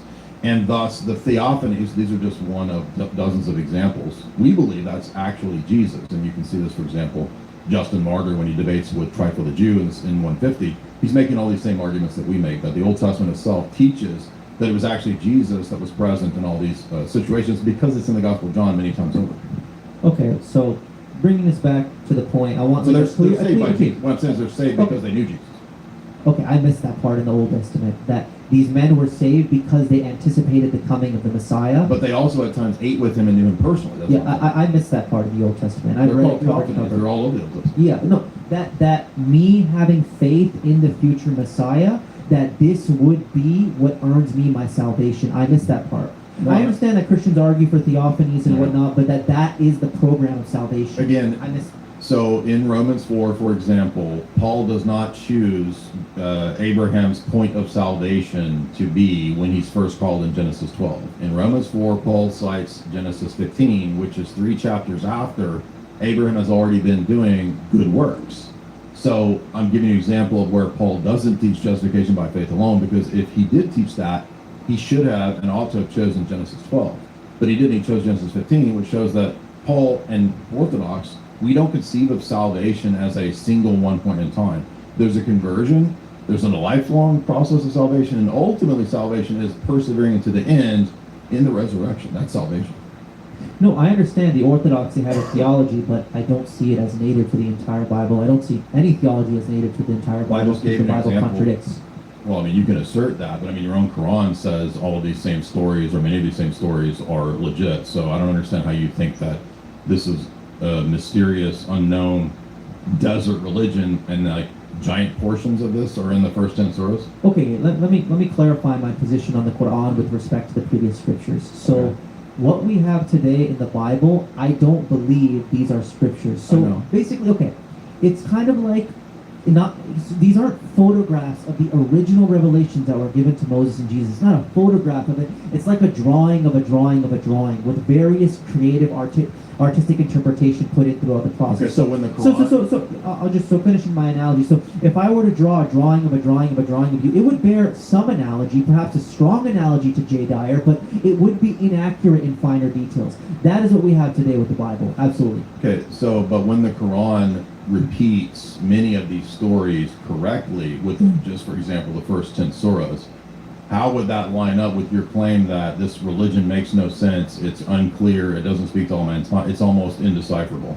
If I took a photograph of you and there were certain aspects that matched the drawing of a drawing of a drawing of you, doesn't mean everything in that drawing is accurate, but it just means that that specific part lined up. How do you know what parts are the ones that are legit and what aren't? What epistemic criteria? The Quran is the guardian. It says it's Muhammad. Okay, but how do you know that the Quran contains the correct, perfect number of the surahs? Right. So right now we don't see anywhere. Show me in any single Islamic institution the existing of a different amount of surahs that the Muslims are reciting. It Well, doesn't the exist. fact that that's an argument from silence, I'm just asking you what epistemic principle you have that you know, and your argument is that an argument from silence because no Islamic institutes have said there's No, I'm saying this. It doesn't require any faith in any historian. Just look Then at why are the you citing them? No, I'm not citing. Actually, God is my witness. I didn't read no historian. These are all I can arguments tell you I that came it- up with. That no, whoa. You. Why are you citing is a joke. historians? You just said why are you citing historians? It's a Then joke, dude. now you're just telling me that you can tell I don't read historians. So you're just trying to do this little psychological It's called a tactic in joke. the debate. This Okay. is a joke. Yeah, you're trying to abandon it now. You're trying to do this. little No, I'm psychological going to go tactic. back to Yeah. the argument because Okay, you're not okay, we answering can go it. back to the argument. That doesn't matter. My point is this: you can look around and see the state of the Bible today. Protestants have That's a different, fallacy. Catholics, That's a Orthodox, fallacy. but then Just you look can around and see the Bible. independently. You don't You have think to. that- You so- don't have to assume. You understand? Sunni You understand? If you can make a fallacy, I can too. So can I just say, just look Okay. around at the scholarship of the No, atheists no, that no, doubt no, the no, no, Quran? no. I'm saying, okay, prove my observation wrong here. When I look at every single Islamic I have to sect, prove your observation wrong. no, How is that an contradict argument? it. Contradict it. Show me where I'm seeing things that are wrong. Okay, You understand so that the in, Islamic. in a debate, I Okay. can do that exact same thing? Do it. No problem. The floor Okay, is yours. okay, prove my arguments wrong. Prove my observations wrong. That's what I'm showing you right now. The Quran. I'm showing you has- why that's not an The argument. Quran has a unique level of preservation. You asserting that the no position other in book- question doesn't make it true. Okay. Can you show me any Islamic sect around that reads a different register of surahs and verses than the one that is in mass circulation? Well, how Can you show me about all of the Islamic sects that are 99% of Islam that say you're completely a heretic? That is a total. We can deal with that. I can deal with why I Okay. reject hadith afterwards. But can you But answer? I'm saying that can you- they all say that you don't even have a correct understanding of the Quran without the Hadith. I can deal with that, no problem. But I want to answer this point directly. Can you show me any Qurans in circulation today that has a different surah and But verse? that's an argument from silence because if Uthman burned all of the variants and there are no more variants, that just assumes the thing in question that there are no variants because today there's not any Islamic scholars that doubt it. By the way, I think there probably are Islamic scholars that doubt it because there's probably liberal Islamic scholars. So again, what's the measure that tells me the Islamic scholar that I look to? Because you believe that 99% of the Islamic scholars who are not Quran only are also liberal or some form of corrupted heretic. Why should I listen to them? I believe that the corruptions and the distortions that have entered in the religion of Islam is not Quranic. It comes from hadith and tafsir. I know. That's the problem. So why would you listen to them telling you about the Quran? I'm not listening to them. I literally. You just cited the Islamic I- scholars. No.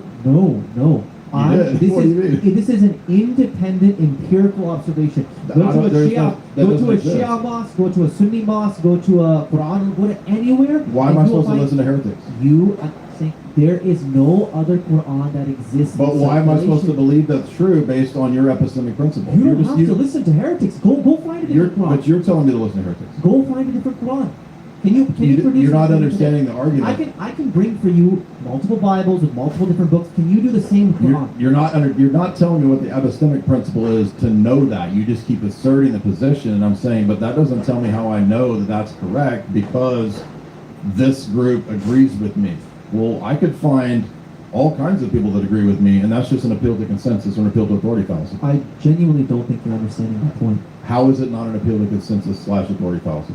I'm saying that you can see this with your eyes. I don't That's- need to that's- appeal. You think I that reality is my- reality, bro. no, This is my- T my- jump my- T jump part 2. Listen. My Out argument. T jump us. My Muhammad out T jump. My argument is not because the Sunnis or this scholar said it, therefore it's true. I'm saying I cannot find a different Quran out there. That's an argument from silence, which is a fallacy. Explain to me exactly how it's a fallacy. Where did my logic misstep? There's Explain a that to me. fallacy called the argument from silence, which is if I were to say, Okay. I can't find any Orthodox Christians that actually really refute my position, so Orthodox Christianity is true. Guys, don't you buy that? Well, I'm challenging you to prove me wrong. Find me. I don't have to because it's a bad argument. So the point is this. What I'm trying to highlight here is that somehow some way, history and God who guides history, we believe God is in control of all things. God who guided history has afforded the Quran a unique level of preservation not afforded to Did he any not other preserve history. the Torah? No. So all his words can be changed. No. Read the verse. Bring up the exact verse to me. We'll go through it together. Well, I mean, did Jesus have a Torah that he looked to? God taught him the Torah. Which is what? Not the Torah that God- he had. God taught him the Is it what he Torah. had in his hands? God taught the Torah to him. Is it what he had in his hands? He came to confirm.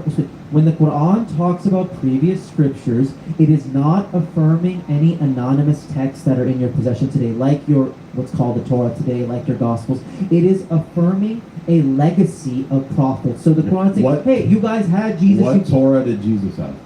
Jesus had. There was probably a different Torah at the time of the day. But you don't know, probably. Yeah. Probably. So you don't know. So another argument for silence. Right. So can I say Can I one make thing? more? I'm going to make arguments Can for I, silence. can I say Yeah, one great. thing? Listen. There was no scholars I who don't- refuted me. I Show don't. me one. No, I don't Show me have. one. I don't. Show me a scholar that's refuted me. There's not one, so. I don't have answers to every single last historical But you haven't question. given any answers. No. So Try one. Just this one. is true. Just This try is one. This is true.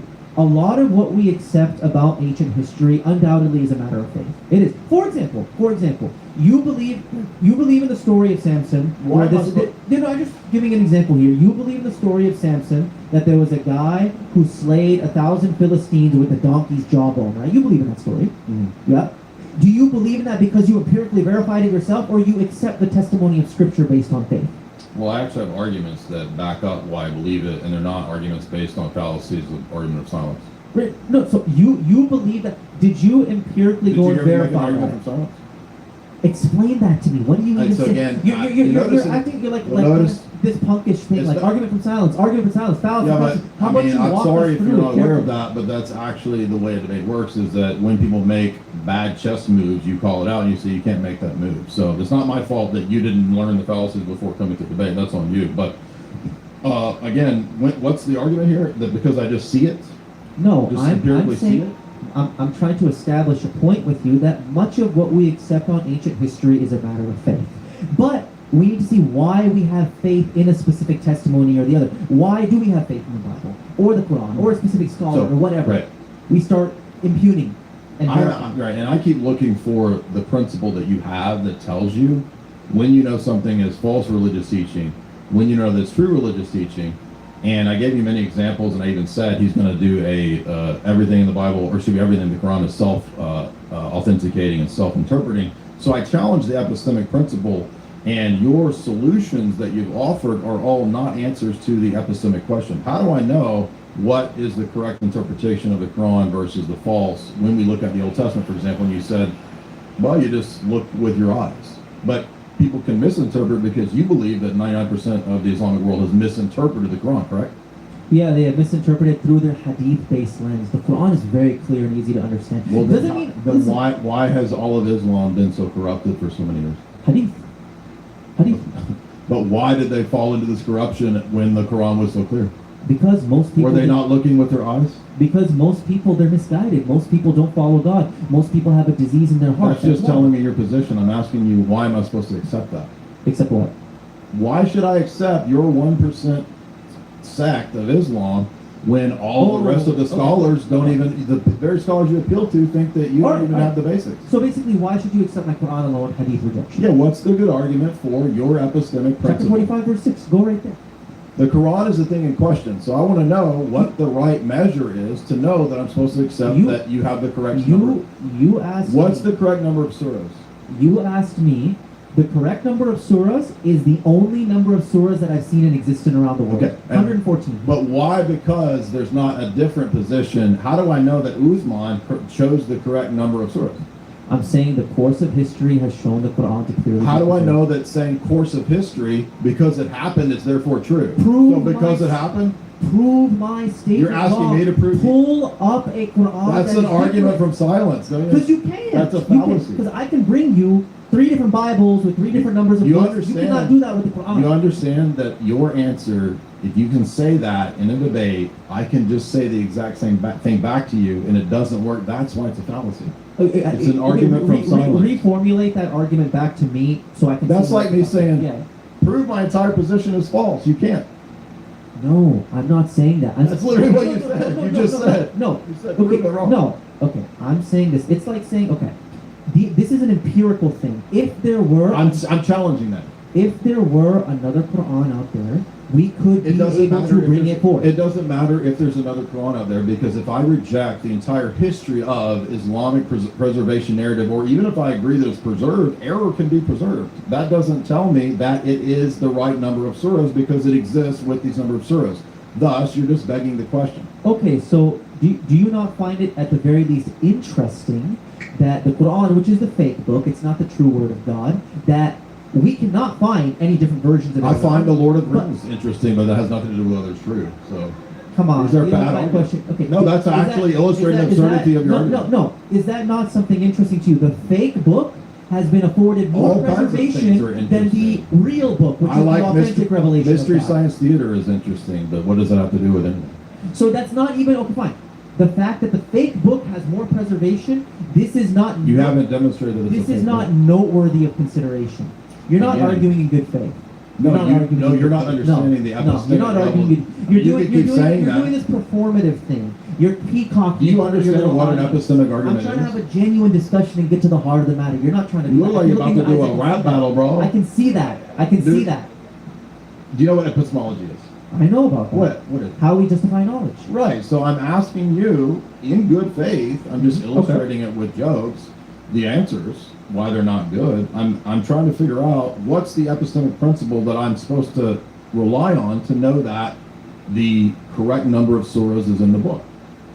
What Find is it? another Quran that has That is not a valid argument, and I've explained 10 times why. Do you understand why? No, explain it to me. It seems very Because sensible to me. It's an argument from silence. Because the fact that even if it's the case, and I don't even know if it is the case, that all of today's existing Qurans only have that number of surahs, that doesn't tell me that Uthman was correct in his decision.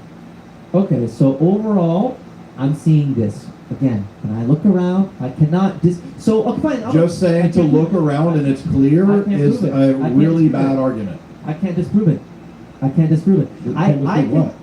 I have tried might and main to disprove the veracity and the integrity Well, of the Quran, and I couldn't disprove This it. is an I couldn't. argument again. The fact that you haven't done your homework or have done your homework has nothing to do with whether that's an argument in a debate. So I'm supposed to accept that the Quran has the correct number of surahs because you didn't disprove it.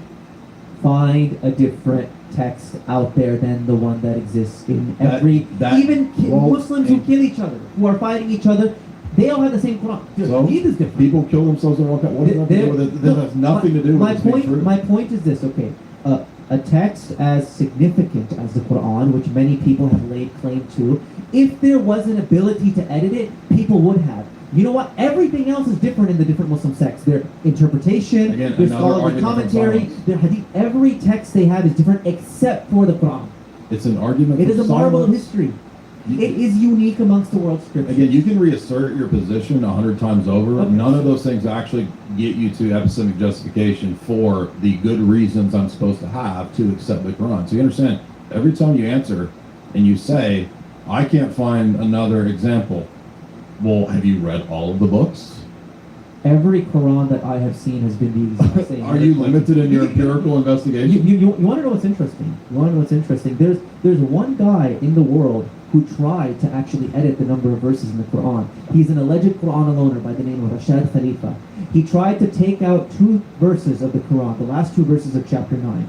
And he even included them in his translation, but then he put a little commentary saying they're not from God. But then you know what happened to him? He got stabbed to death in his mosque.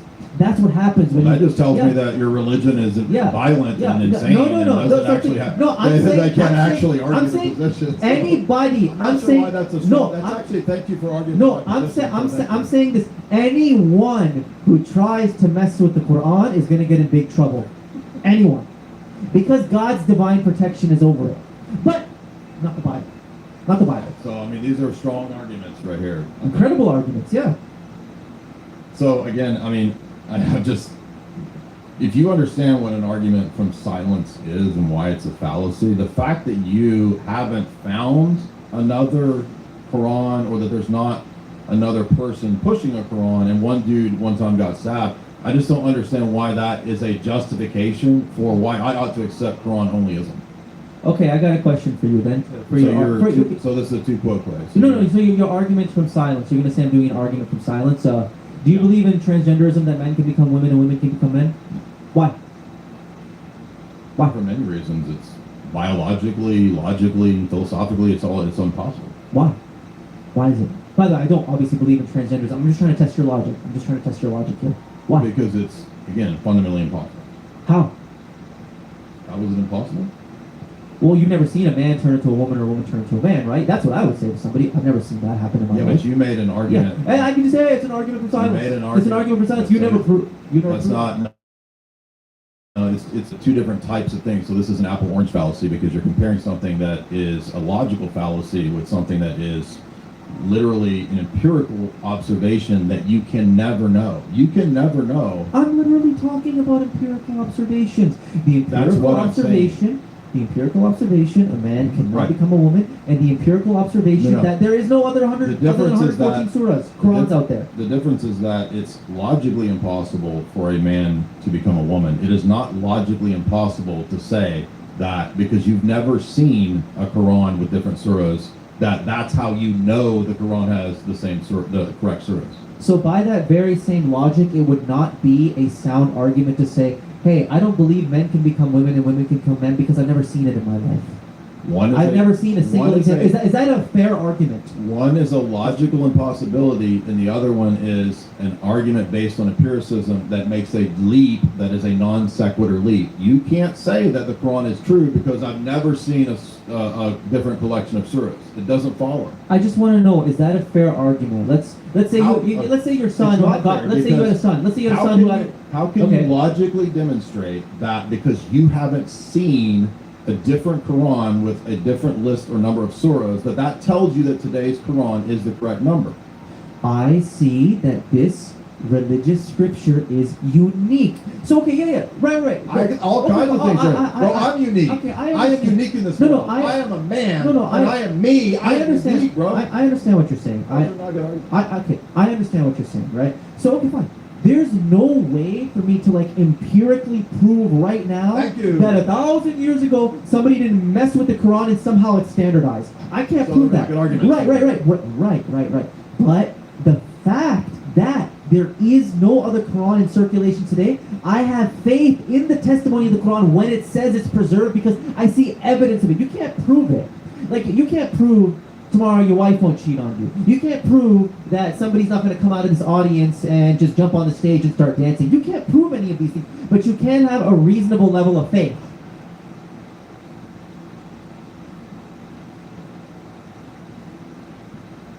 Anyways, you can't prove it. You can't prove any of these things, but you can have a reasonable faith beyond any. Is it reasonable logically doubt. impossible that I could dance on stage? I said somebody from the audience coming Or up and anybody, dancing. anybody. Is it logical? Okay, let's use a different example. All right, I'm just making up an example on the spot. No, I'm just saying- Okay, that's somebody in the audience. I'm going with your example. Okay. It's a fine All right, example. wait. Somebody in the audience is going to come up on the stage and start doing a handstand or do a quadruple backflip.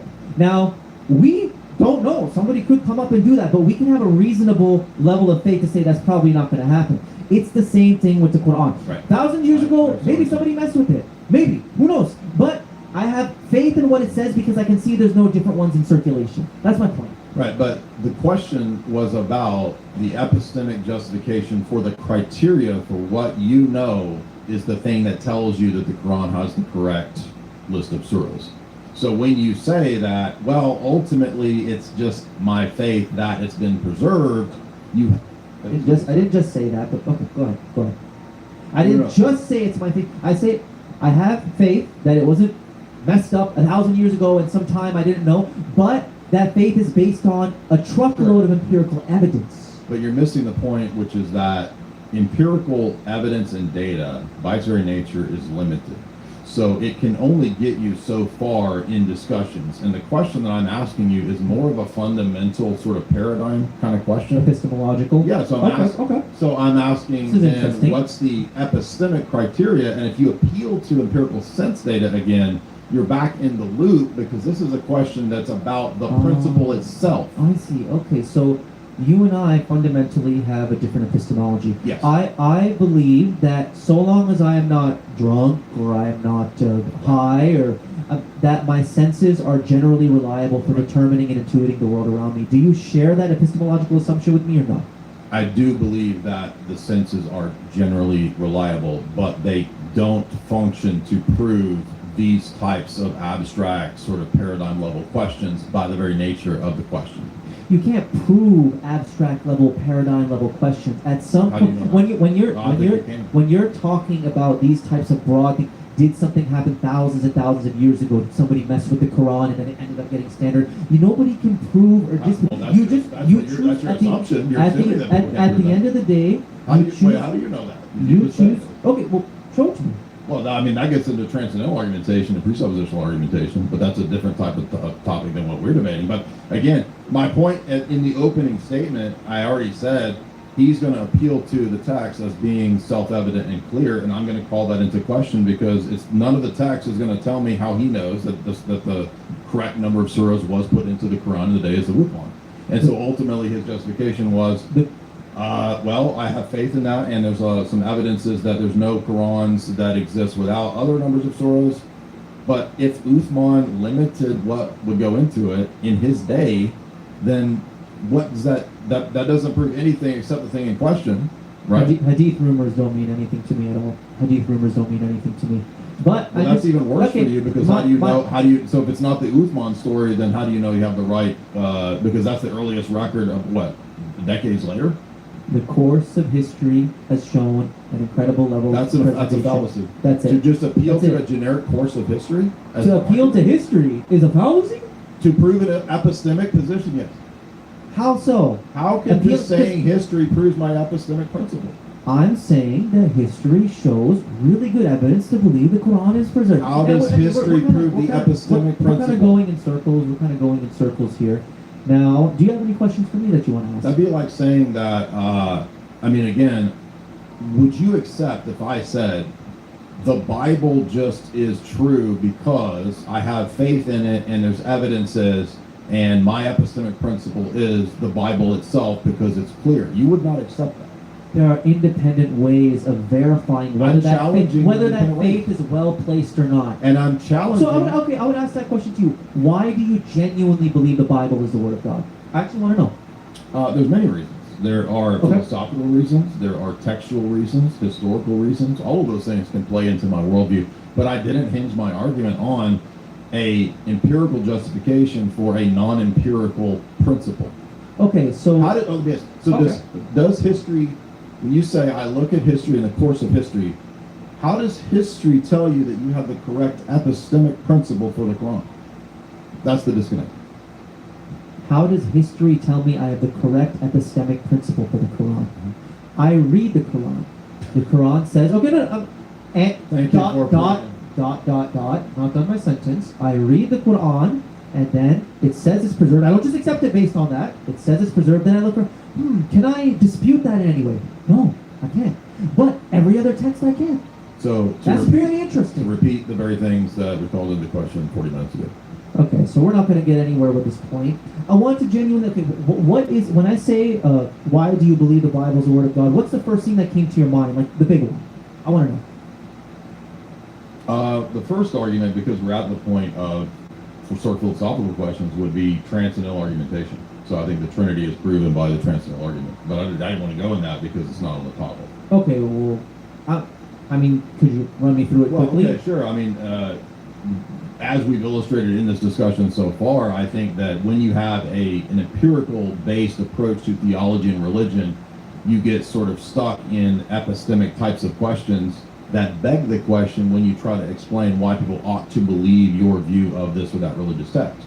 So I'm just playing a Humean skeptic and using Hume's arguments against why those things don't count as justification. I'm not a Humean, but I'm saying that it's a paradigm level question because you haven't questioned your assumptions about why you believe the Quran. All I'm doing is giving arguments, and by the way, you notice you use liberal textual scholars about the Bible, so hopefully you don't have a problem with me using liberal Oh. atheist skeptic arguments about. No. Let me make it clear. I've not read these liberal scholars. I'm not interested in using them because I understand. Your Yeah, opening I don't- statement was full of those types of I don't agree with. So you did get it from ChatGPT because you didn't read them. No. I got it from my own experience with reading the Bible So your own experience taught you the liberal for hypocritical years and arguments. years and years.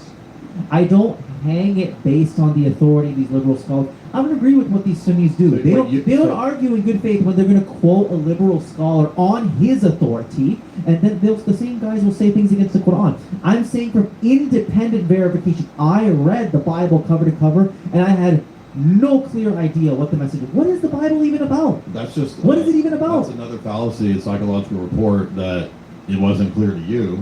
So that's something more of a you problem than an actual argument. Okay, oh really? So. I you- read the Quran. It doesn't make sense. Okay. Would you accept me saying that? Right, okay. What about it didn't make sense to you? I genuinely want to know. No, I can tell you exactly what didn't make sense to I'm me. about the Bible. illustrating why I it's say, not a listen, good argument, man. Yeah, listen, okay, not that you guys are going to care anyways, but I wanted to be a Christian for a very long time. I really, really did.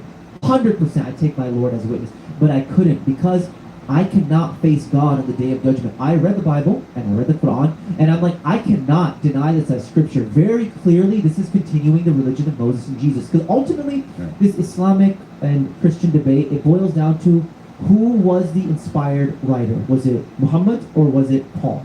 That's really what it is. If it's Paul, then it's Christian. Well, but Muhammad didn't write, right? You know what I mean. Okay. Well, no, who, I don't. Because let- this is let- actually a problem for your let me- position. let me restate He it, didn't okay. actually write anything because he's illiterate, but Okay. he wrote this down, right? You're picking up my word. It's The a joke, epistles. The epistles. It's a debate. You would pick up Okay. on my word. Okay, the epistles of the Quran, which texts are divinely revealed and inspired. That's really what the debate boils down to. If the epistles are divinely Correct, revealed, sure. Christians are correct. Mhm. If the Quran is divinely revealed, then epistles are wrong, Christians are wrong. Mhm. And now, actually, I genuinely want to know, on what basis do you accept the epistles of Paul as a continuation of the religion of Moses and Jesus and not the Quran? I mean, I think it's the only way to interpret the religion of the Old Testament is with the fulfillment of Christianity. So I see it through the lens, just like, and you understand this concept with the lens because you critique the Hadith people, right? Okay. You believe the Hadith people misinterpret the Quran through the lens of Hadith, Yes, right? yes, yes. So in our position, we admit that yes, we have a lens of the New Testament and of the teaching of the church as the lens for the Old Testament, but we don't think that's inconsistent because everybody has a lens that they're going to read all the text through. So just saying that we have this lens or highlighting it is not. It's everybody has the same thing. That's what I'm hitting at. You took it over the hills and far away. I want to know, on what basis do you accept the epistles as a continuation of the religion of Moses? I told you because and not the Quran? my presuppositional commitments as an Orthodox Christian are to read the Old and New Testament in a harmonious way, not just because I chose it, but because I was eventually convinced of it over many years of reading both of those. Okay, so but I mean, anybody can do that with anything. You can take two texts Well, that's force isn't really relevant to the debate. force harmony on anything. So okay, when I Well, no, I didn't say when I forced when I said- disharmony exists, you can pretend that harmony is there, but disharmony exists. You're gonna have to either choose one or the other. That's what Christians do. They mainly side with the Gospel of John Yeah, but- and Paul in neglect No, they of the don't. rest of the You Old Testament. assume that. That's not the Yes. Orthodox. No, it's not. That's not the Orthodox approach to the text. We don't take only Paul and the Gospels or something like that. We constantly always read all of the Bible. In fact, in the Orthodox liturgy, you are cycling through the entire biblical text throughout the liturgical year. So completely not true. I don't know. And what would that have to do with anything anyway in terms of proving which one's correct or not? You haven't demonstrated when I responded to all of your challenges that there is actually this discontinuity because I give you many examples showing continuity. So you have an assumption of discontinuity, and every time I give a proof of continuity, you're just simply going to say, no, I don't believe that. You're just, forcing it onto the text or whatever. That's why the debate is actually a commitment to two different paradigms. That's why I'm critiquing the assumption of your paradigm, which I'm happy to answer. Again, messianic prophecies. There are dozens and dozens and dozens of messianic prophecies. I'll give you an example. The Jews themselves, when they go to all of the messianic passages that they believe are about the Messiah, now they obviously don't think it's Jesus, but they admit that most of these passages that Orthodox Christians also believe are messianic prophecies, we agree on many of them being messianic. We don't agree who it is, but what I'm saying is that shows us that there is a widespread bunch of messianic prophecies in the Old Testament, Isaiah, as an example, has dozens of instances. I would say maybe, I'm going to just guess, maybe 24, a couple dozen instances of passages and chapters that discuss that when the Messiah comes, one of those signs would be Gentile nations converting to the God of Israel. The reason that's a powerful example of a prophetic demonstration is because in Isaiah's day, when Israelites were being carried into Babylonian captivity, it would have seemed impossible to Israelites, to Jews, to think, how will all of these wicked Gentiles all around us, how would they ever convert to worshiping Yahweh? That's insane. And in the tradition of both Jews and Christians, I think it's the Jewish tradition as well, Isaiah was killed for this and for other things he said, like in Isaiah 6, where he says he saw Yahweh, because the Jews were saying, apparently you can't do that. Yet it's still in Isaiah 6. We think that's about Christ. But regardless, this is an example of many instances that one of the signs of the Messiah would be Gentiles converting and worshiping the God of Yahweh, or the God Yahweh, the God of the Israelites. Lo and behold, in the 1st, 2nd, 3rd, 4th century, the Roman Empire begins to be permeated with, and for the last 2,000 years, millions and millions and millions of Gentiles throughout the world worshipped and called upon the name of the God of Israel. Okay, so I don't necessarily have a problem with messianic prophecies. I believe that Jesus is the Messiah. But what I'm trying to get at here is this. I've seen a lot of these messianic prophecies. I'm not very convinced. I think Christians misapply them. But either way, my point is this. When we're talking about this Son of God, God-man, being tortured and killed for my sins, and this blood washing away my sins, is this a native religion to the Old Testament? Is that? Is it a native religion to the Old Testament? Is it native and indigenous to the Old Testament? And if not... Sure, for example. Okay, yeah, sorry. For example, if you go back to Abraham, in Genesis we read that Abraham built an altar and called upon the name of Yahweh. When we get to Moses, we read that Moses instituted a temple with an altar to call upon Yahweh. We are told later on that there will be a time when there will be an altar, this is what Isaiah says in one of his prophecies, set up in Egypt, and Syria and Egypt and Israel will all have an altar where they call upon Yahweh. We read later on in Isaiah, towards the end of it, that there will be Gentile priests calling upon Yahweh. But this would mystify and blow the minds of the Jews at that time, because how could it be a Gentile priest, right?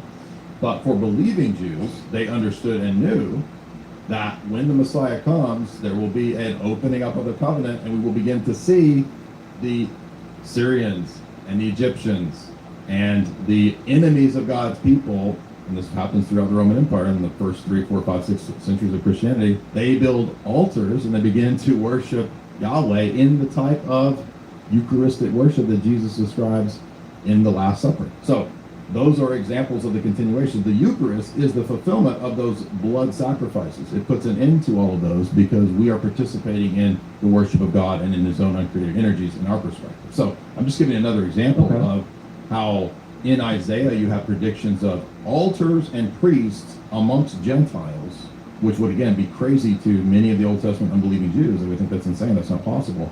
And yet, when the Messiah comes, even if you reject it, you have, for example, the Gospel of John, when I'm raised up, all nations will look to me.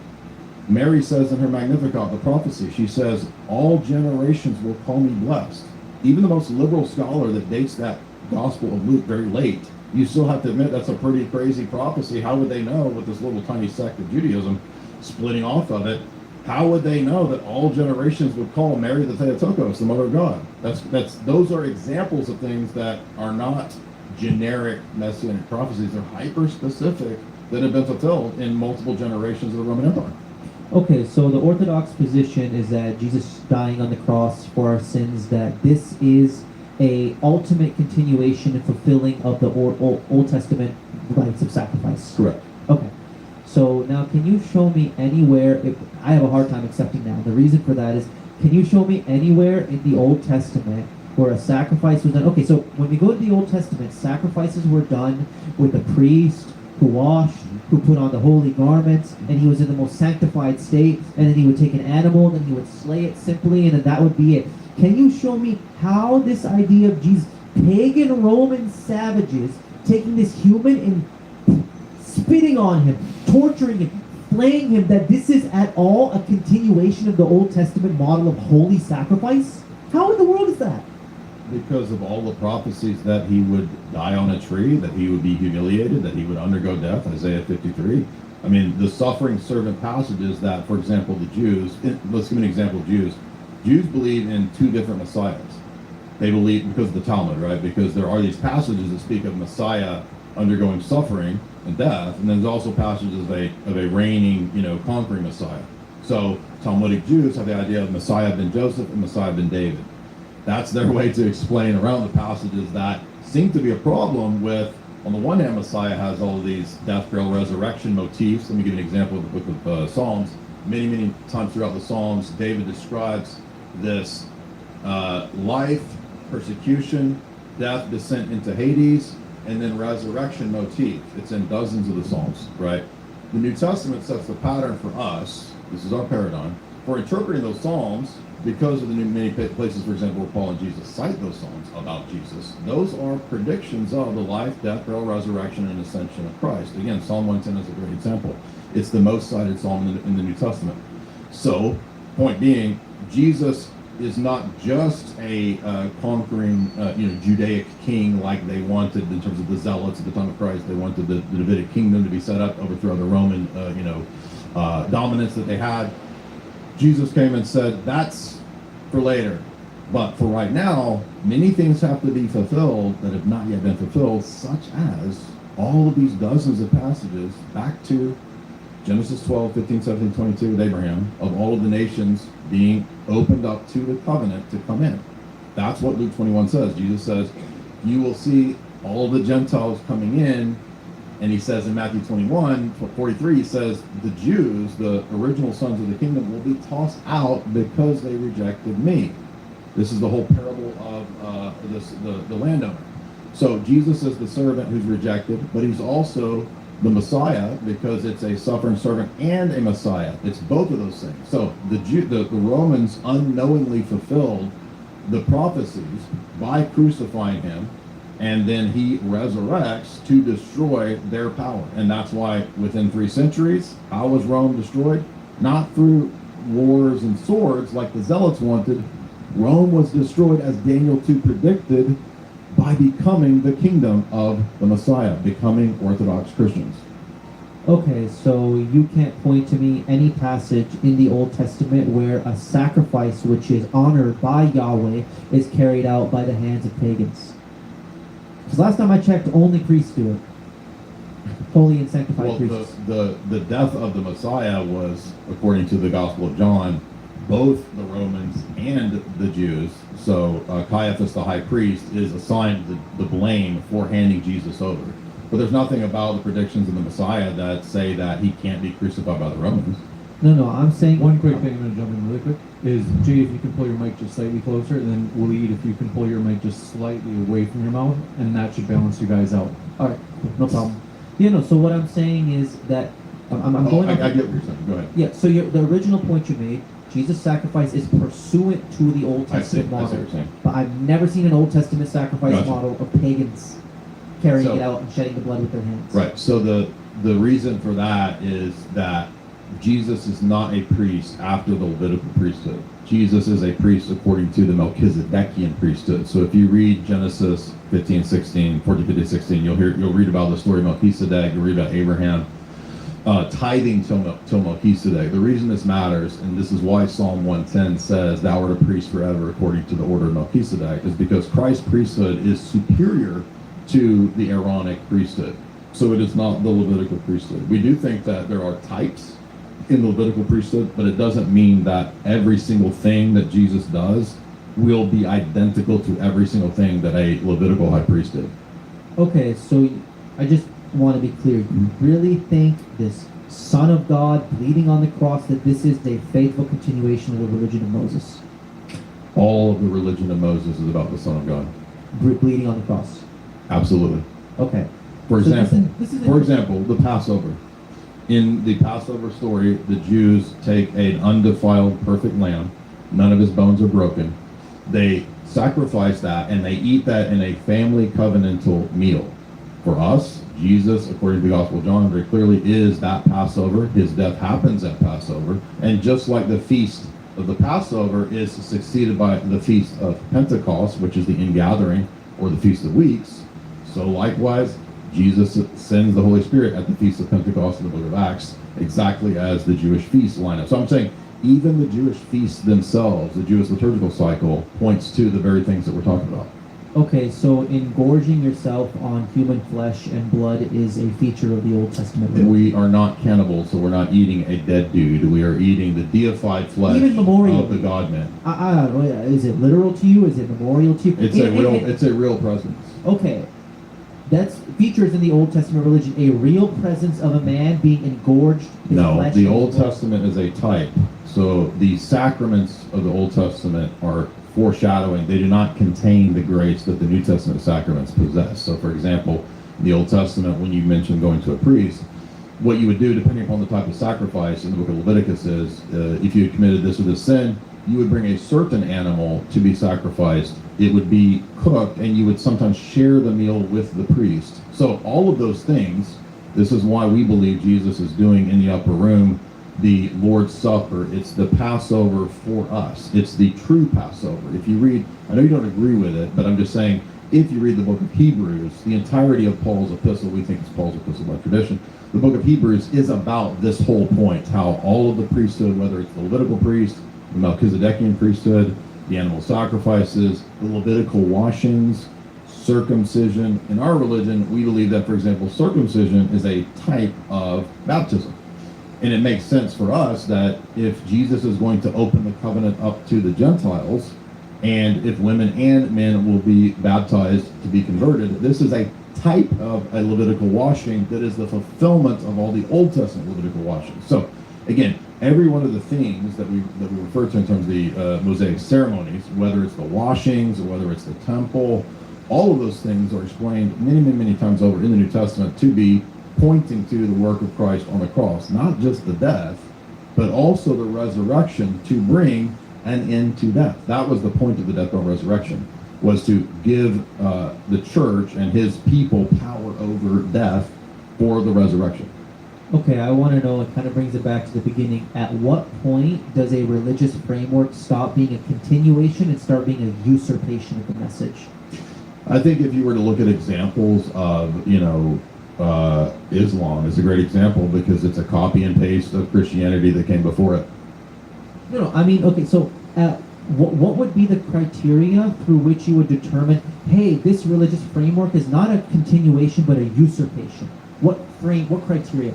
The criteria I'm putting forth is the Yeah. emphasis is completely I got different. you. I would say if there are fundamental contradictions, which I think is what you were trying to go for in sort of the opening line of argumentation, if there were fundamental contradictions, then yes, it would be a different religion. For example, Allah has no sons. Jesus many times over calls God his Father, so Jesus is not worshiping Allah. So that would be a fundamental contradiction. Wait, no, but you're implying that your Bible is the ultimate standard. The Quran says that Jesus never claimed to be the Son of God. Now, we have this, obviously, in your corrupt Bible today, in your Gospels. And but what, the Quran... but what were the principles that you knew? Which one's corrupt and not? When it talks about the Injil, the Quran, this is not an opinion, this is a fact. It talks about that which was given directly to Jesus. Period. What we have today are... And you think that's a book that came down, like a scroll or something? It was some kind of revelation that was given to Jesus. How do you know that that's what happened? Because before that, you understand that everybody, I know you don't agree with it, but would you agree that from the time of, say, the first century up until Muhammad, would you admit that the Christian and Jewish world, even though they disagreed with it, that's not what they understood Injil to mean? No, I wouldn't agree with that. Okay, can you give an example of anybody prior to Okay, Muhammad? so prior... Hold on, can you give an example of anybody prior to Muhammad who thought that the Injil is a scroll that floated down to Jesus? Not a scroll necessarily. I'm saying Whatever it is. I'll use your own New Testament as an example.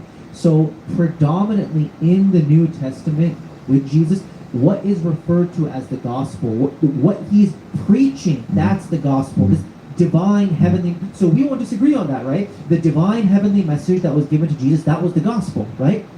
That's Yeah, the New but Testament refers that's to it. according to what we believe, our paradigm. And according to how the Quran describes it, there was a No. gospel given to Jesus, Where and in does the it- New Testament, there's a gospel that Jesus is preaching. But you believe that it is a specific thing that came down to Christ, and I'm asking you, that's not what we believe at all. And I'm saying, can you give an example of anybody prior to Muhammad who believed anything like what you're saying the Injil is? Just one person. I'm not saying whether it's textual or not. God knows best. I'm Are saying there any examples of anybody who had your view prior to Muhammad? Because it seems very you're New fundamental. Testament. You're New Testament. I'm saying Where does the New the- Testament describe it as a book or a The- revelation to Jesus? The gospel is Where? a revelation to Jesus. The No, it's message- not. The In fact, divine, you thought Jesus' baptism was when he was a baby. That's not divine- Jesus' baptism. the divine, the divine. You remember that? The divine. The divine. I don't think you know the Bible at all. So The where divine- does the Bible describe it as a revelation to Jesus? the divine message. Where that is was- this described? It refers to what Jesus is Where? preaching as the gospel. Give me an example of the gospel or the Injil is a revelation to Jesus, because that's what you said. Pull it up right now. I mean, you don't believe that? You don't believe that No. the Bible, the New Testament. Where refers does to the what- New Testament teach that the gospel or the Injil is a revelation to Jesus? This would be impossible in our theology. Was Jesus preaching the gospel?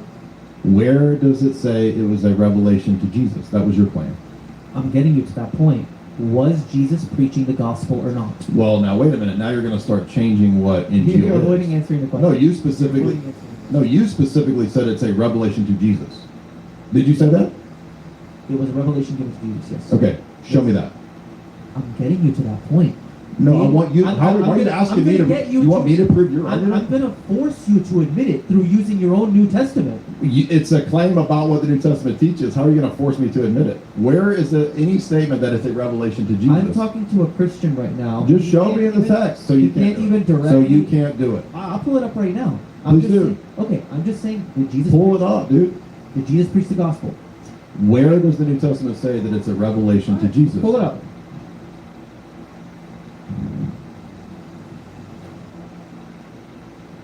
The entire New Testament teaches that Jesus is the revelation. 2 minutes. Jesus is omniscient in our theology. There are no new facts that Jesus learned.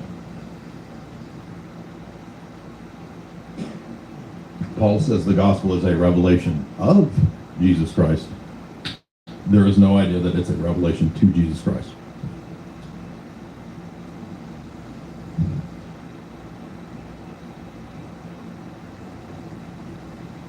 Got about a minute and a half. But you notice, by the way, Yeah, I didn't Google in the midst of any of the questioning. I'm literally getting you.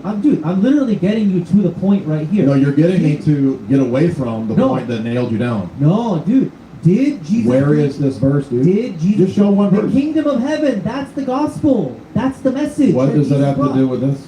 That's You- the gospel, bro. Bro, I'm sorry you messed up. It's not my fault. That's the gospel. None of this answers the objection. Simple. You're a Christian. Did Jesus preach the gospel? Yes or Where no? is the verse that says that? You don't believe Jesus preached the gospel? Where saying is the verse that the- says it's a revelation to Jesus? the kingdom of heaven? That is that is If- the divine revelation. That Where God does it say it's a Jesus. revelation to Jesus, even if I granted that? Where did he learn about the kingdom of heaven? Did he make that stuff up? No, it's divine revelation. It's what God had revealed to him. Where does it say that? Because that's your claim. You don't believe the kingdom of heaven is divine revelation? I don't believe that any new facts came to Jesus because he's divine. The revelation is of him, not to him. Do you understand those prepositions? So Jesus didn't preach the Do you gospel. understand the difference between of and to? Jesus didn't preach the gospel. That is not answering the objection. Unbelievable. I'm sorry I that can- you messed up, dude. Unbelievable, dude. Literally. Unbelievable, the, dude. The kingdom of heaven that Jesus preached, that was the gospel. And that was Is divine there a knowledge difference given to him. between of and to? He was... Explain Is that there? to me. Yeah, they're different prepositions. Paul says the gospel is a revelation of Jesus Christ. You That's- said it was a revelation to Jesus Christ because that's your whole Injil argument that it was given to Right. Jesus. And in the New Testament... But this means that your Quran is false because it assumes that Jesus was not omniscient. And I'm saying from our vantage point, there is no revelation to Jesus Repent. because he knew all things. Repent, for the kingdom of heaven is at hand. Is that the gospel? We've run out of time. I'm going to give you the last word, Waleed. If it's a quick and pithy response, go ahead. Okay, yeah, simply. Repent, for the kingdom of heaven is at hand. Where does Is that- that the gospel? Where does that prove your claim? Because that's in the New Testament. I just just quoted that That's right now. not your claim. Repent for the You kingdom. specifically said the revelations to Jesus Christ. Repent for the kingdom of heaven is at Yeah, hand. that's my That is answer. the holy and divine revelation in the message. The repentance in the kingdom of heaven. That's not- I'm talking even to a that's not Christian. revelation to I'm Jesus. talking to a Christian who couldn't even Even affirm that that is Jesus not is a preaching the revelation to gospel. Jesus. That's We the do first have time to- I've ever had that in my life. We do have to jump into the Q&A, but I want to say thank you for our speakers. It's been an amazing open dialogue and very exciting. It's a stellar opening debate so far, and I'm sure it'll get even better. As we do go into the Q&A, we'll have you line up on the left side in this inner aisle. And also want to say a huge thank you to our sponsors, including Uncensored America, Main First Project, Revival of the Anointed, and Arc Apologetics. Check out their links in the description box. We are grateful that they believe in fair debates. And then if you come up right here next to me, I'll actually hold the mic. If you can do me a favor, want to remind you, it's fair. You're not going to like every speaker, but we do ask that you respect every speaker, as these guys going on stage and doing these debates, it takes a lot of guts. And so we really do appreciate them being here, so we do want to show them the proper amount of respect. And then also, one question at a time, no two questions. Ready for you. You said there was only one Quran in the world. Well, the Hafs version in Surah 37:12 says, "You wonder why they mock," but in the Halaf version it says, "I wonder why they mock." So, which is the correct version? Right, so right now you're confusing variations in pronunciation with different Qurans. That's what you're confusing right now. So actually your criticism is not specifically engineered against the Quran. Your criticism is simply of ancient Semitic texts in general. Ancient Semitic texts were written in consonantal form, which does leave a little bit of room on how you pronounce the vowels. So right now you're not criticizing the Quran, you're literally criticizing just ancient texts. And okay, can you find me one verse in the Quran of these different pronunciations of the Quran that gives you a significant theological difference? You can't. You can't. And you know, I want to say one more thing quickly. This is interesting. This is the Christians' response to when Muslims point out all the different Bibles that are out there. Oh, well, you got variations in pronunciation. Instead of it was said to them, it was told to them. These little different things. And this is your response to the different Bibles that we bring up. Thank you for proving the Quran is preserved. That's the best you got. Well, I got you come right up here, just to the, so you're in the camera view. So, you proclaim the Quran is true, is that correct? Okay. So, in the Quran, in 4:119 Quran, it says that Satan will tempt you and that Allah's creation, you, would not be corrupted. So, are your tattoos a corruption of yourself? So yeah, I don't promote tattoos at all. I was younger when I got those, and I pray that God forgives me for those. But yeah, I definitely don't promote them. Yeah. Thank you. Thank you. Christ is King.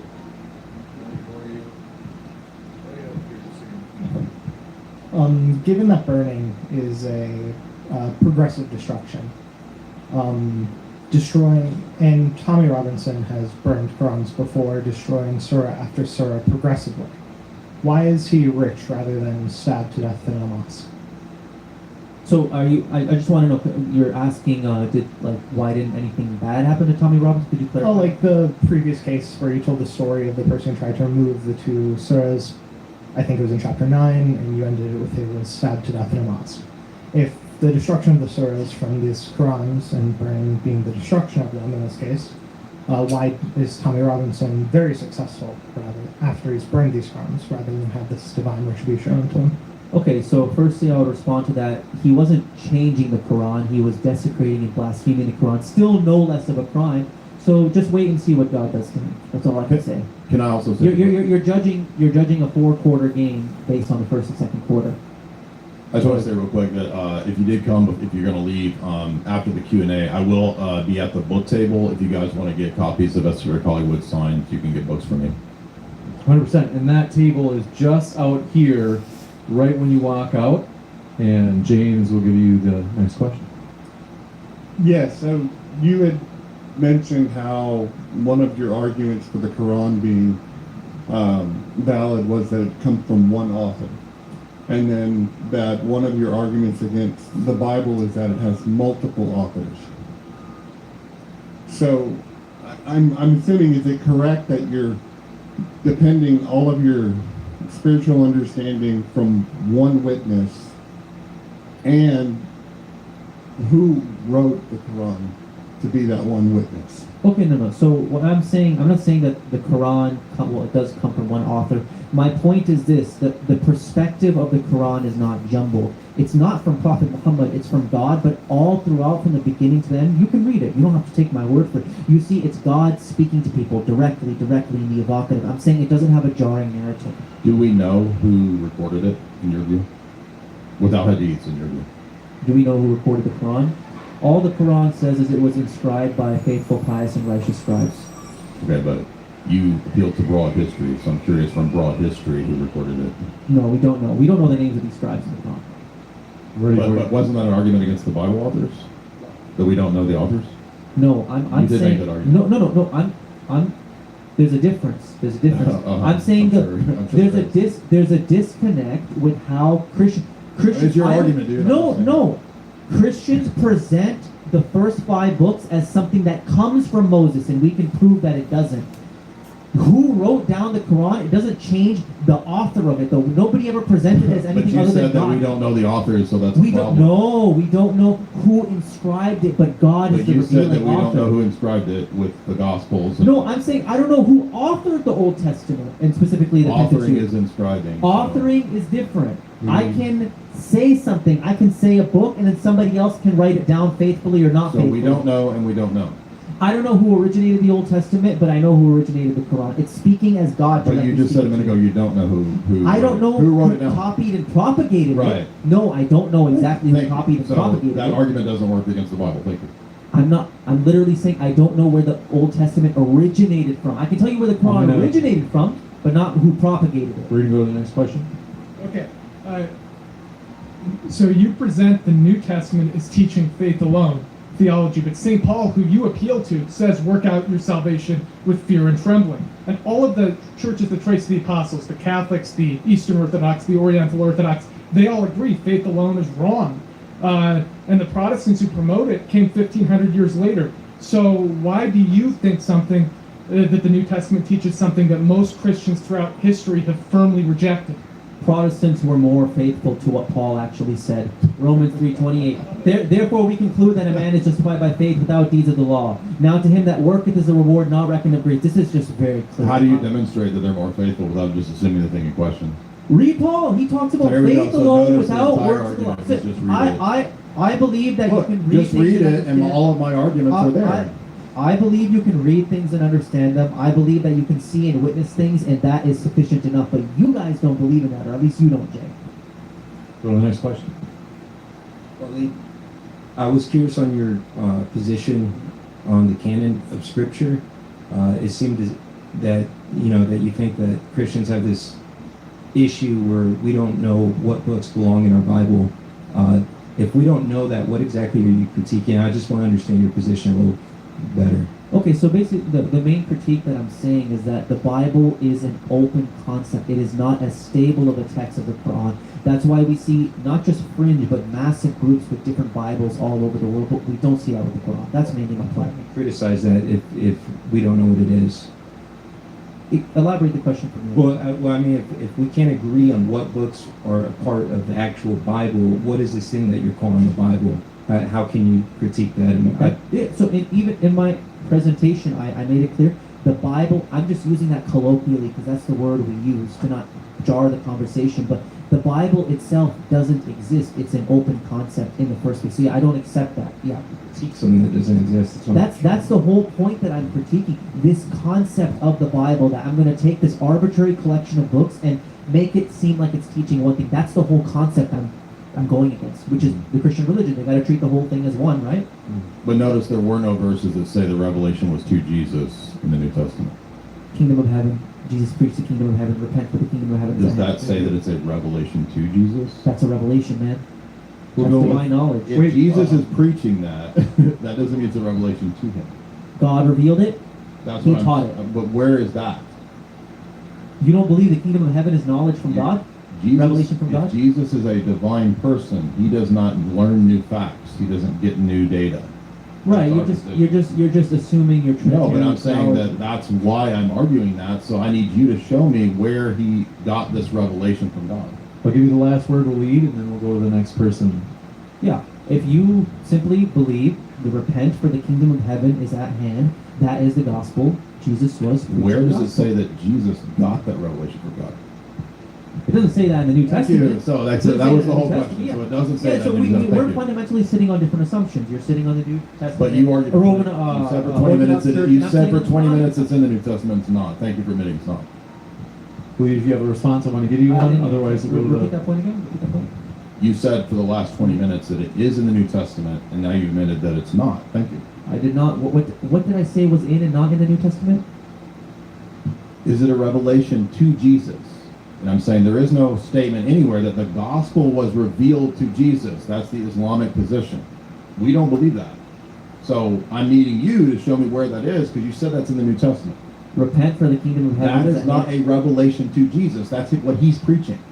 Yeah, that's what he's preaching. That comes from God. What he is God. So just saying that he preached that doesn't show me that he learned a new Yeah, fact. obviously he's not God. He doesn't know the day or the hour. I know you man. think that, but He I'm doesn't saying know the day or the there's hour. no passage that shows that So the if he's a gospel is human, a revelation that He's Jesus not God. learned. He's not God because Jesus doesn't know the day or Didn't the you- hour. That means he had this divine Didn't knowledge you of think- repent for the kingdom of heaven is at hand. Didn't That you is have to God. transition us. Did it?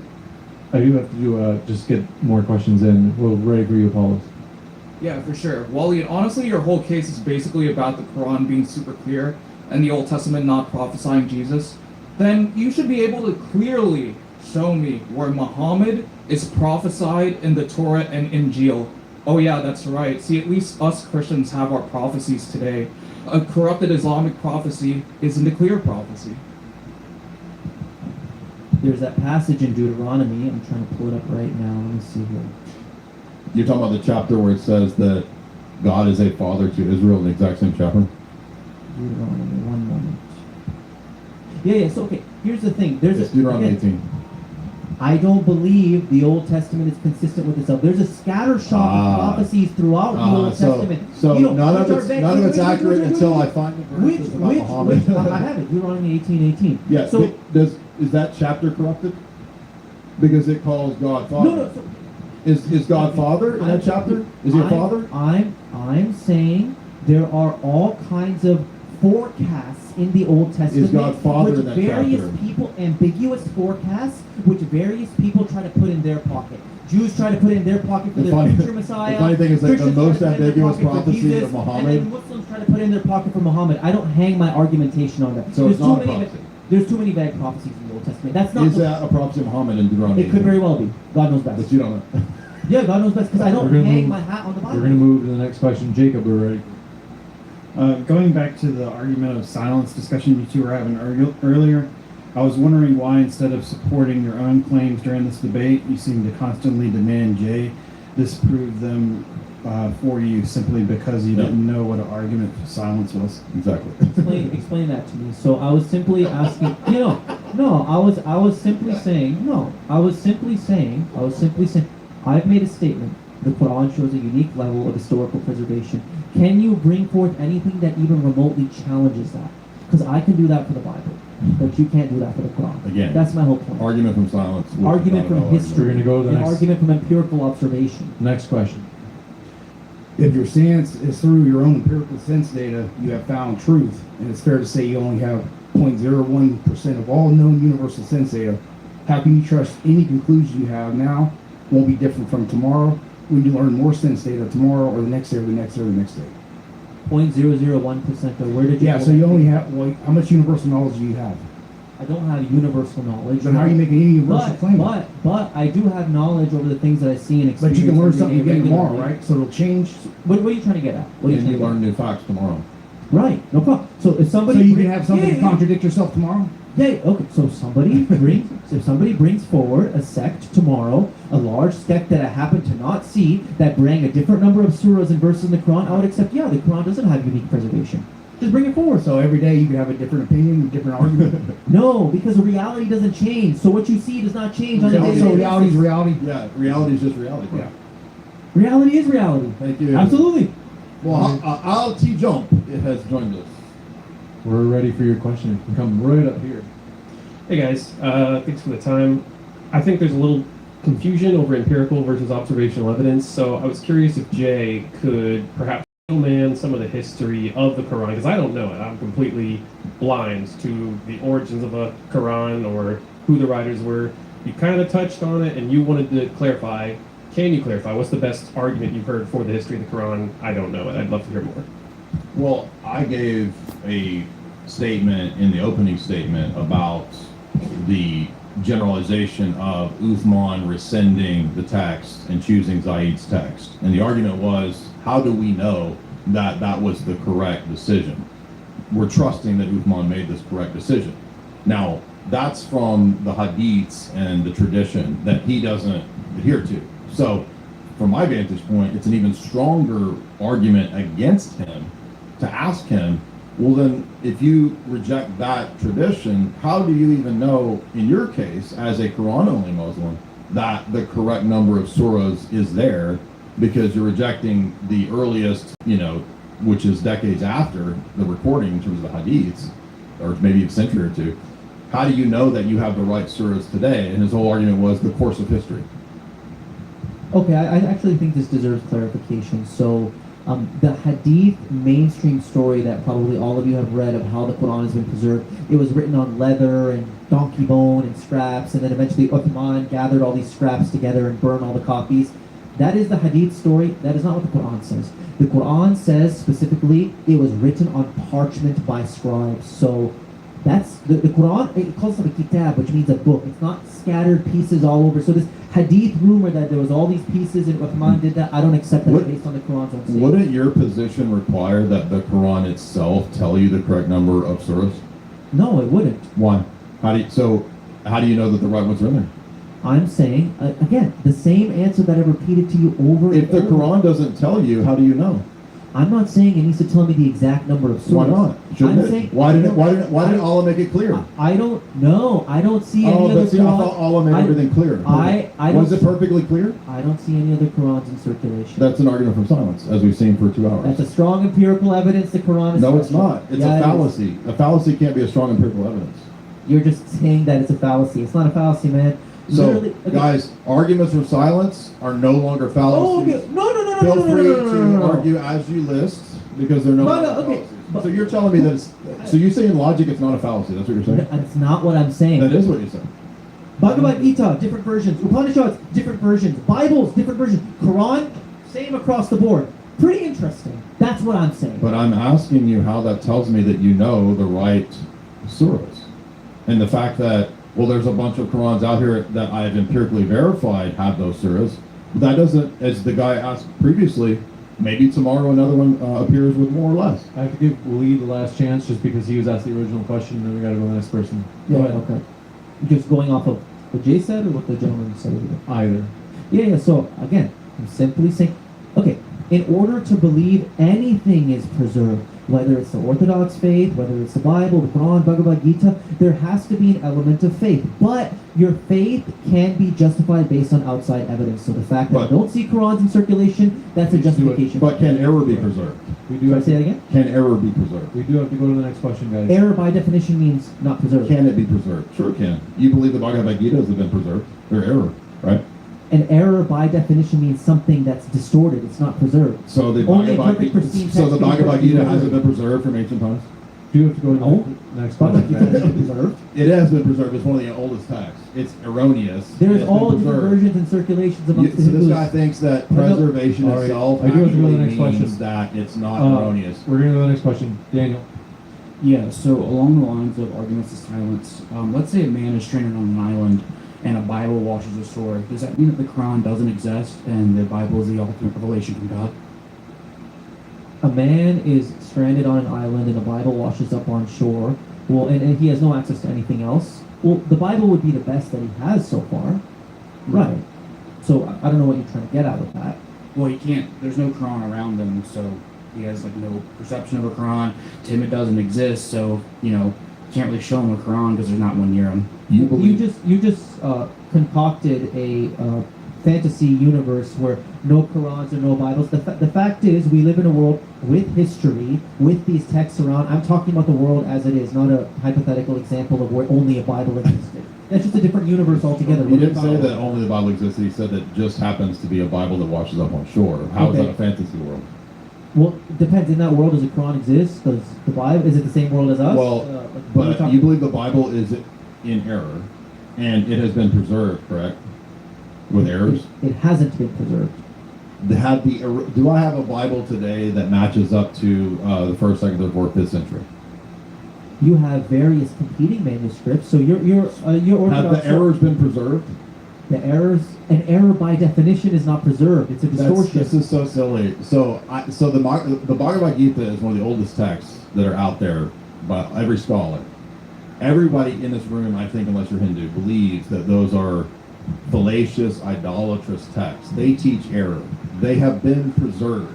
There's not. This is why it's a fallacy to think that because something has been preserved, it is therefore true. Oh, okay. Yeah. So a factually incorrect statement can be preserved. Thank you. So error can be preserved. Thank you. Yeah. Okay. I thought you were talking about distortion. Okay, that's different. That's no problem. Just Well, a 'cause- distortion yeah, can be preserved. Just because something is preserved doesn't necessarily mean it's true. Are the talent? Yeah. Thank you. Yeah. Thank you. No problem. Thank Yeah, you. Yeah. So Hold it. This Hold it. undoes his argument the entire time about the Quran. Thank you. I'm saying that a book which has so much interest in it, like the Bible, like the Quran, the fact that it hasn't been touched is an interesting piece of evidence because everybody wants a piece of it. Every Muslim sect around the world wants the Quran to say their theology and their view, but none of them could get their hands on it despite the interest. That's do my want point. to, If you don't find that interesting, I don't know what to say. A certain Alex Orthodoxy asks, who's sponsoring this debate. Alex Orthodoxy asks for Waleed, you said most Muslims and Muslim institutions accept the list of surahs, so you don't question the list of surahs. Most Muslims and Muslim institutions accept the hadiths too, but you reject the hadiths. You're inconsistent, and Jay showed that tonight.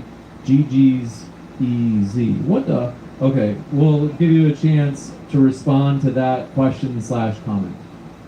Okay, so basically he's saying that that I'm accepting the Muslim consensus. I'm not accepting the Muslim consensus. I'm saying that, again, just do something to prove me wrong. Bring me a Quran with a different number of surahs and verses. That's all But I'm you saying. did argue the Muslim consensus earlier. So what are you talking about? What do you mean? You argued that the scholars are in consensus about the surahs, and I'm like, but you don't accept that consensus about the hadiths. That's not what I'm hanging my hat on. I'm hanging my hat on the fact that I have looked high and low and not found a different But Quran. that doesn't prove that. So in other words, you undercut your own argument. That's why it doesn't work. How am I undercutting my own argument? I'm literally just pointing to a historical observation. Because the choice. That's it.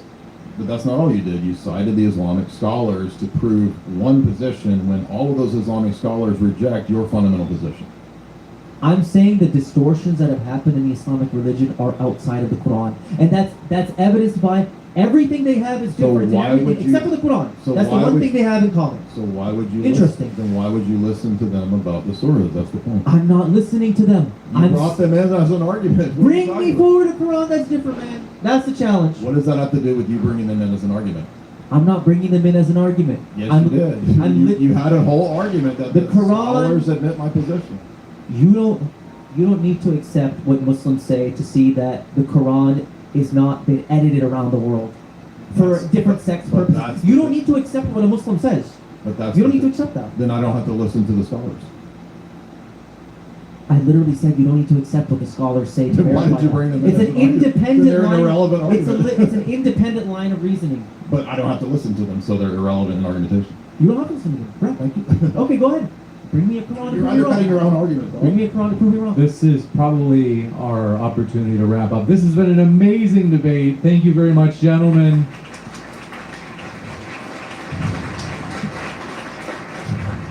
Special thanks to our sponsors, Main First Project, Revival of the Anointed's Rule, Uncensored America, Patrick O'Neill, Arc Apologetics, Yonaguni International Cuisine, and SDA. Special thanks to our sponsor, Main First Project, fighting to put Mainers first. Check out mainfirstproject.org.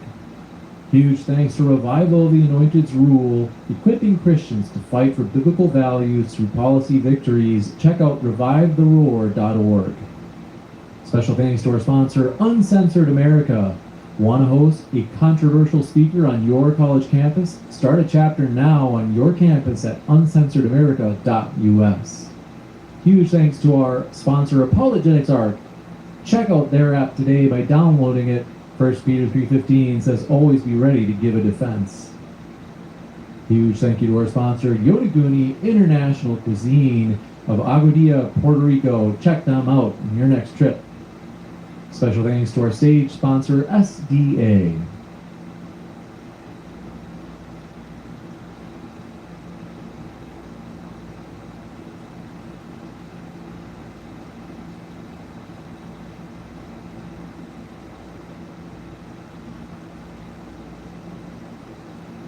Of course, the herd doesn't just ignore the outlier, it often tries to pull them back in. Questions come disguised as concern. Don't you want someone to share your life with? Aren't you afraid of ending up alone? Beneath these questions is an assumption that a life outside the couple framework is less valuable, less complete. But these are the questions of people who measure life by how well it mirrors the majority.